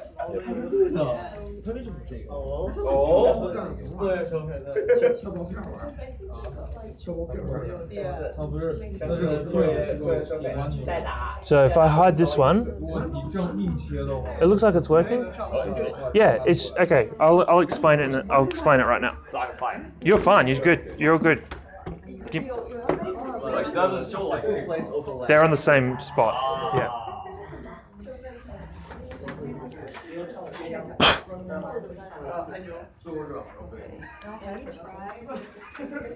Guys,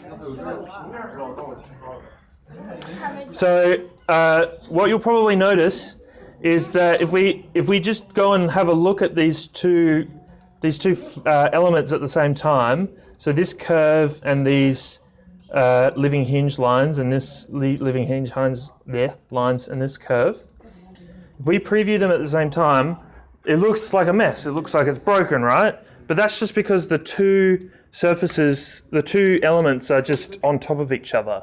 So if we want to avoid that, we can just move one of them. Yeah? So we can go grab a transform, and instead of transforming them like multiple times, we can just transform them just after they've either been unrolled or iso-trimmed. So if we do it in the unroll, we move the unroll, just for one of them, we give it a vector, we give it an X vector, and let's chuck a slider on there and make that slider 100. Then when we move this and then plug it in, replacing, not adding, then as we slide this, it's now moved that surface, so we've now got our two elements that are ready to be laser cut without technically having to faff around with baking and moving. It's already done. Does that make sense? Can I ask a question? No. That was the question that you could ask, that's it. Yes, Blair? What's the purpose of copying the same thing to the detention point? What's the purpose? Yeah. Because I don't want to explain some of the complicated list functions that would be required to do it all in the one script. Okay, so we're doing this function to one side of the hyperbolic paraboloid, and we're doing it to the other.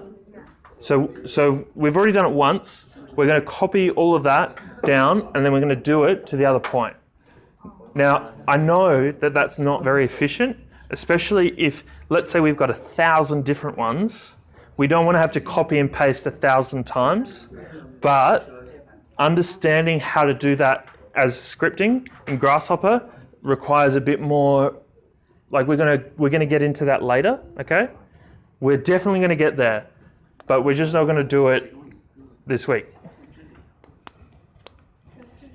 There's a lot of stuff to teach, and we're gonna just stage it. Things will get harder and harder. Huh? Can I zoom in? Yep, so all we did was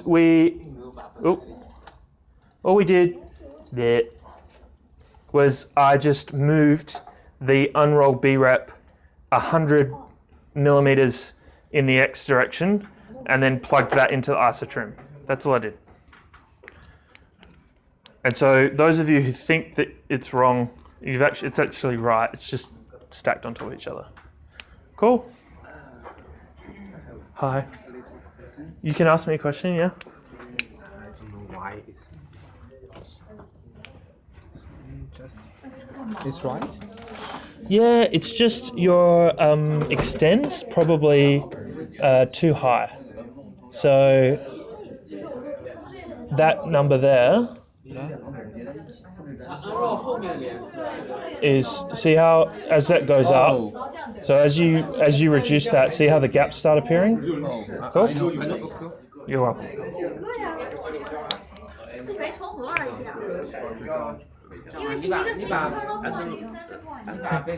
I'm on my way to talk to this guy. I'll be with you in a moment. So even though I moved the plane, but like the plane still overlapping over here. Yes, that's because you're previewing them at the same time. You gotta hide. You gotta hide it, man. Like hide it, like the B-rep one. Hide everything except for the curves that you want to laser cut. Then you'll see a good outcome. Yes. Yeah, am I right to cut P connect the same central point? Yep, perfect. And P connect this. Yes, done. Okay. Good job. You didn't need me. Guys, does everyone consider this? This might not be absolutely accurate. Like where these two plywood elements join, they could clash, right? Just consider that. You might need to sand it just to get them to join. But this is basically like we're at a point where we're ready to laser cut, right? Yeah? How do we glue them together? I'll just glue Laser cut them, and then basically if you curve them, there's only one way that these two will curve and touch, right? Like you need to curve this thing so that they touch. So if you curve them at the same time, you might need someone to help you. So you curve them, you glue it. Glue it, and then you curve, and you stick them together, and then you're going to have to hold them in place. And so your Yoo-hoo glue is going to take too long to dry, and even PVA might take too long. You need a glue that fastens quickly, that dries quickly. Or you need somehow to make a jig that then, if you've got a glue that takes a long time, you need a jig that holds it in place. So my suggestion is be very careful with your fingers, use super glue, have a friend.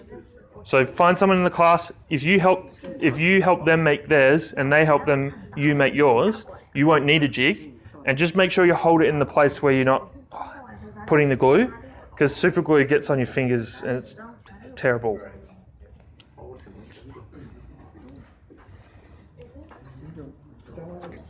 Mine's not showing like that other curve. Yes, so that's just, if you can get that from here. So see If that? I just connect that in. So you know you're using this thing, right? Yeah. So if you select that and this, that'll give you. Oh, so they're not connected. They're just showing. Yeah, they're just this. They're two elements that are So I laser can cutting. break those two. And Yep. Okay. All right. Perfect. Thank you. No problem. Where are we at? I think I can try and explain what we did last week a little bit better. We've got half an hour. I told you it'd be late. Enthusiastic, but you know. Hooray. Okay, guys. I went over something really important last week that I'd like to go over again, and it's Orient. Does everyone feel like they understand Orient? Jeez, you're a taskmaster. Why are you so angry? No. I'm not angry. Was she being angry? Is she bullying you? Oh. Is she bullying you, Jonathan? No. There goes What? Discussion. Is that your computer? That was my computer.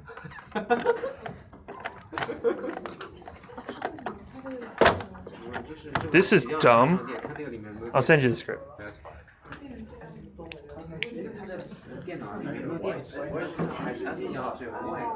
Guys, do you just want to talk for the next half hour, or do you want me to teach you how to do Orients properly? Okay. So what are you two doing? Discussion. Do it after this, okay? Because we've got one more bit to do, and it doesn't involve this. It involves another thing. Okay. So we used Orient last week. Do you feel like I covered that enough, or do you want me to go over it again? Because it's important. Again, good. So let's forget the whiteboard. Sorry about your computer, Billy. It's all good. Okay, so It's bound to happen. if we've got elements in space that are planar, then, if we want to move something, we can move it using a move function, right? But for example, it will only move it. It will not rotate it or scale it, yeah? We can rotate something, but it will only rotate around a center point or center plane. So what's really useful is having an Orient function. So what that does is it basically takes an object from a point in space and plane in space, and it rotates it and places it at a completely new plane, okay? So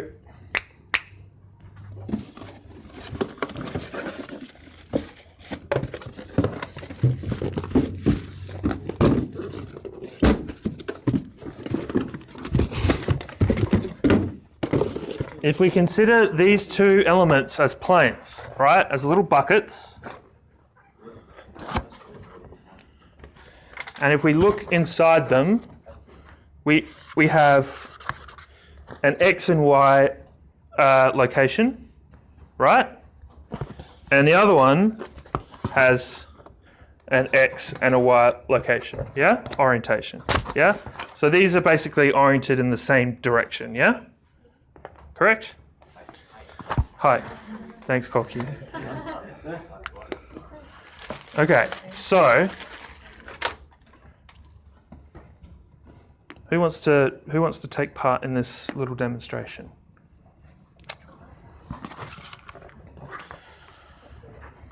So if you, I'm going to give this to you like this. Okay. And I'm going to hold mine like this.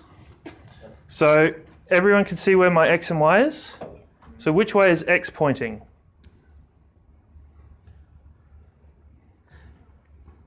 Which way is X pointing? Down, right? So X, Y, X is pointing that way, Y is pointing that way. Yeah? Oops, I need that. You can get the blue pen, seeing as I shove that one in my mouth. So X is this way, and Y is that way. So if I hold it this way, which way is Y pointing? Right, so if I put a pen in here, like so, and I orient it from this plane to, now be very mindful of where the pen is pointing. So Arlene, if you could hold yours up and point it towards the class. Like that? No, the other way. Oh, that way. Okay? Now, Arlene's got a plane. Can you see where its X and Y is? Which way is the X pointing? That way. And which way is the Y pointing? Right, so when I orient this pen on this plane, where is it going to go in this box? Yeah.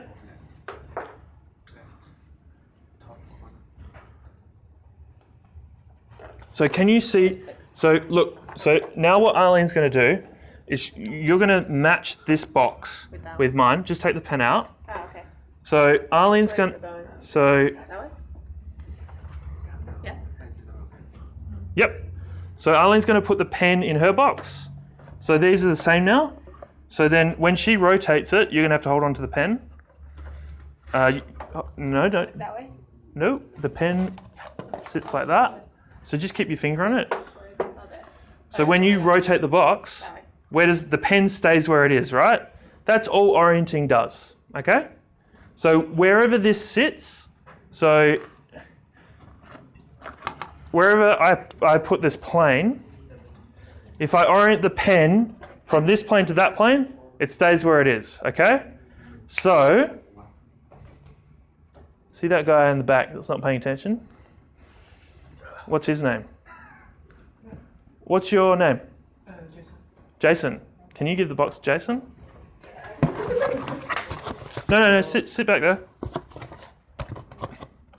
See my X and Y? See the X orientation, the Y orientation? Yeah? So if I draw a point in this box, you need to draw a point in the box. Show me. Rotate a little bit more. Okay, where's the X and Y? So where is X and Y?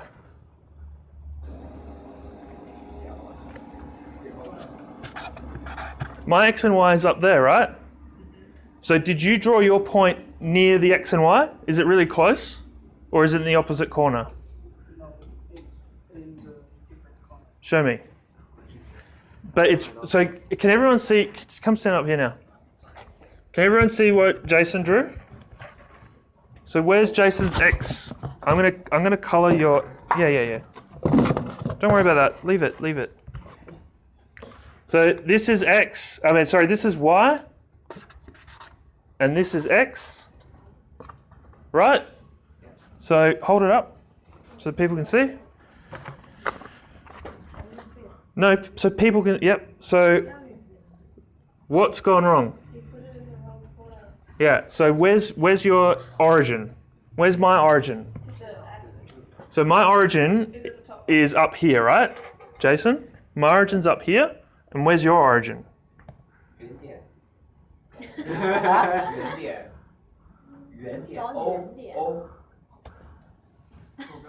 Where's your origin? This one? Yes? Okay, so mine's up here, and yours is down there, right? Yeah. So when I draw a point here, where did you draw your point? You drew your point here as well, right? Here, I'll draw it for you. I'll draw it for you. I draw a point here, right? And you also draw a point there, yeah? Close to that. Original point. But look, if my x and y is up here, x and y, and your x, sorry, you drew it there, right? Oh, sorry, no, my bad. Yeah, my x and y is there and your x and y is here, yeah? So look where my point is in relation to the x and y. It's in the opposite corner. So where should you put your point? So in my Does anyone understand? Do you understand this? Can you describe it to him?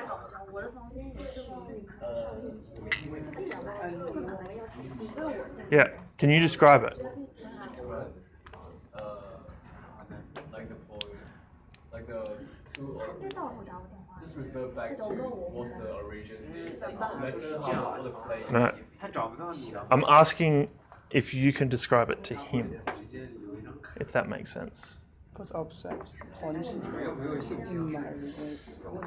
Does that make sense? Like I wouldn't ask Billy. I'm asking you.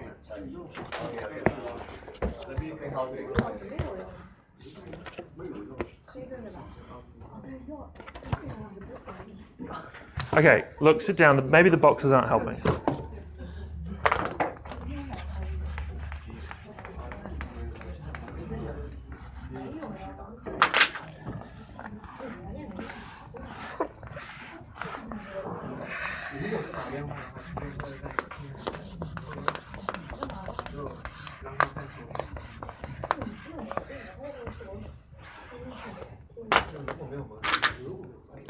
Okay, this is a plane, right?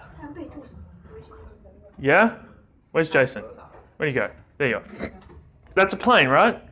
What axis is this axis? X. And what's this one? Right, so if I then have a plane over here with X and Y, if I draw a cross here, where would it go if I orient from here to here? If I moved it, it would be here, right? If I just move it, but we're not moving it, we're orienting it. So where would it go?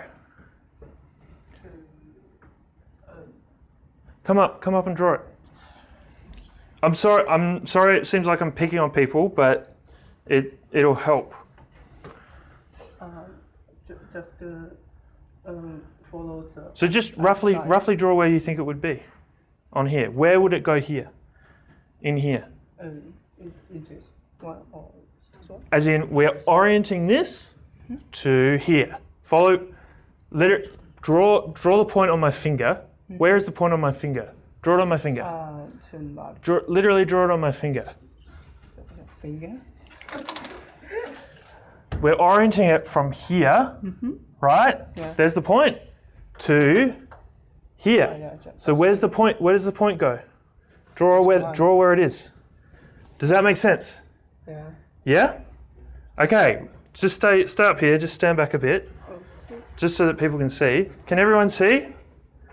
We have drawn the point where my pinky finger is, and we're orienting it to here, so therefore the point will end up there.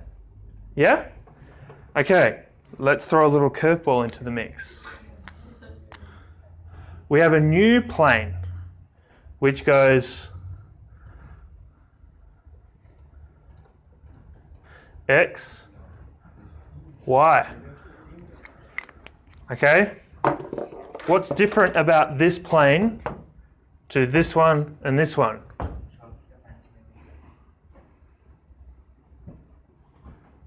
Reflected the axis of the y. The x is going in a different direction to the y, right? So what do you? So that means if the z's coming out of the board at the moment here, so x, y, z, yeah. Then where's the z going in this one? No, this one's coming towards you. So this one it'd be going the other way, right? So if we were looking at the board from the other direction, we'd be able to see that coming out of it, right? So there's the point on my finger, right? What do you think I have to do when I come down here? Yeah.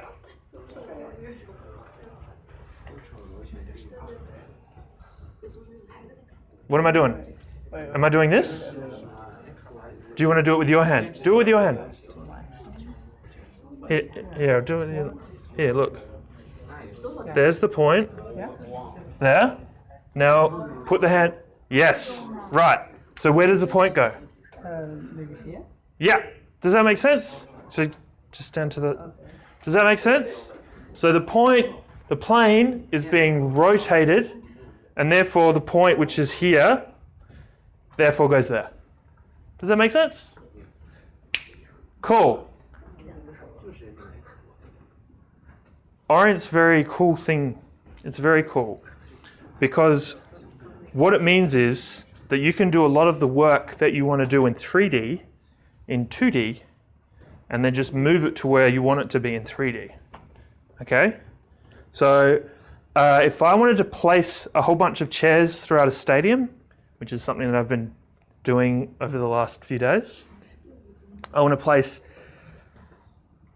let's say, 80,000 seats. And I've got a bunch of planes that represent where those seats go.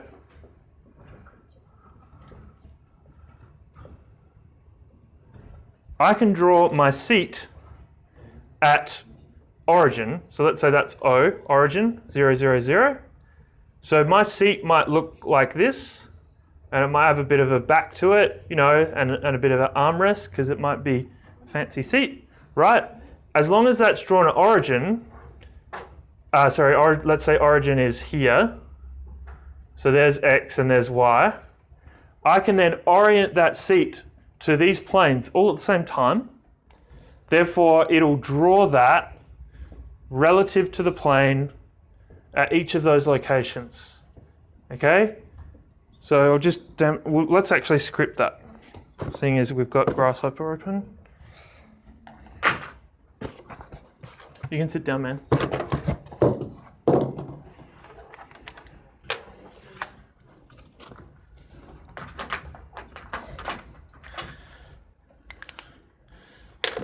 So let's just quickly jump into Rhino. Hide everything in your Grasshopper script. Actually, let's start a new Grasshopper script. I'm going to draw a shape. So if I go to origin, this is origin. Right, there it is. So if I draw a shape here, like so,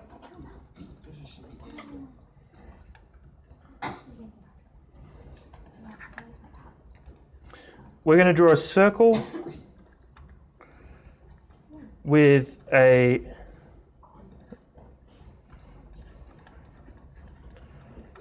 center point and a radius.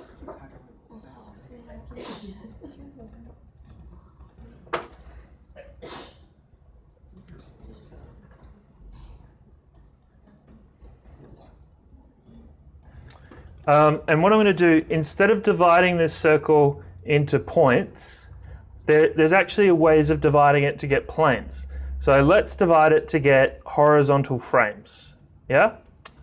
So if we plug our circle into that, that's going to give us 10, I believe 10, planes. And you can see they're all pointing, like you can see their X and Y. So I believe the red is X and the green is Y. Correct me if I'm wrong. So what that does is we've now got an object that we can bring into Grasshopper, and we can use Orient to move that into those planes. So you can see that's now, like orienting it, it's now rotating as it goes around the circle. Yeah. So if I move the object relative to the world plane, so right now my world plane is XY. So if I use the XY plane there, just to make sure, if I move my object relative to that, see how my object's now moving relative to those radial planes? So as I go further in the y direction, those planes go further, those objects move further in the y direction relative to those planes. It's pretty simple. So, and this isn't necessarily working just in 2D, it's also working in 3D. So if I use a plane such as the YZ plane, which you'll note if I look at this in 3D, it sits in that orientation to our object. Then if I use that plane, we now have our objects getting moved in 3D, like in 3D relative to that. Okay? Does that make sense? So, pardon?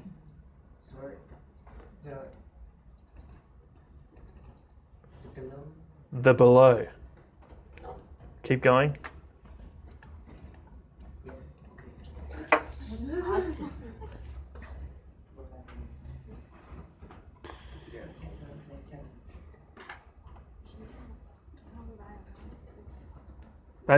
So it's good for moving things from a relative plane to another, so from 0 to a 3D space. And it's also good, we used it last week to move something from 3D space to the XY plane so that we could laser cut it, right? So that's, it does both, obviously. And that leaves us with 7 minutes. I reckon we're done. This wasn't so stressful this week, was it?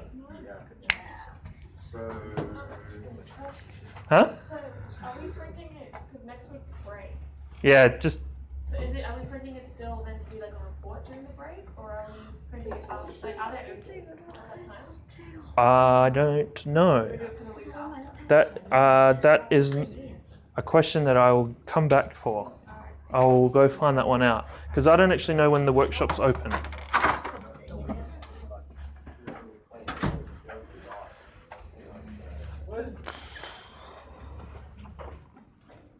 Whoa, what's going on? Where did you guys go? You finished? Yeah, finished. How long ago? Not Just very like a long second ago? As many times as you need to Hi. open up the building. Hello. So there's one question, which is this due during the break or after the break? This due Yes. is during I have to check with Maddie if she can come on Tuesday. Yes. So that's the thing. lab. So will the lab be open Yeah, the lab is open. during the break?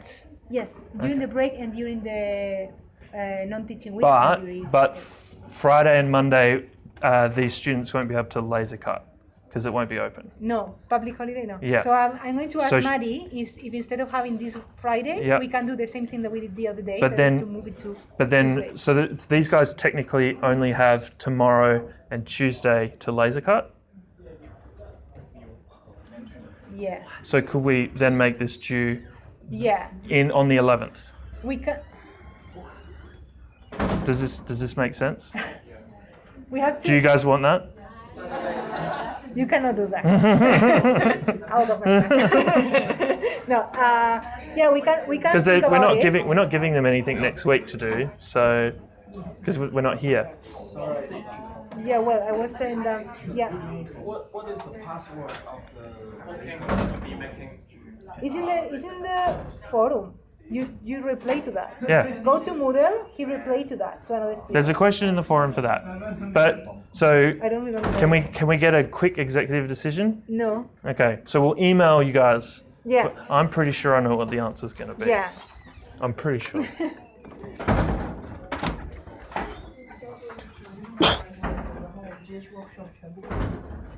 Excuse me.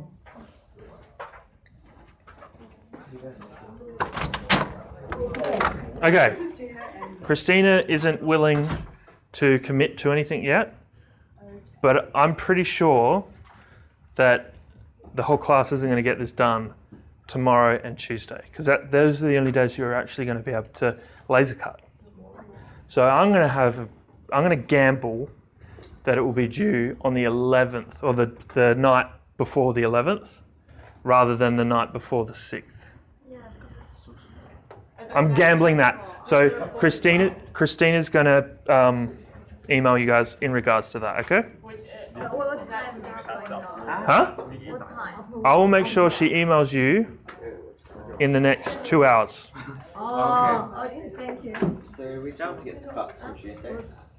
No, I don't. I'm gambling that you don't. Yeah? I'm going to gamble that.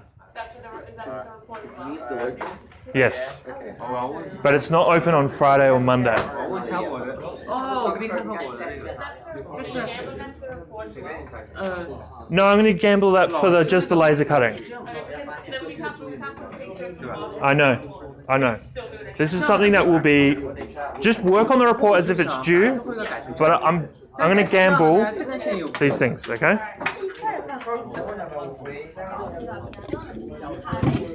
不这样的话，这边也是这个，这边也是这个。那你这是哪面啊？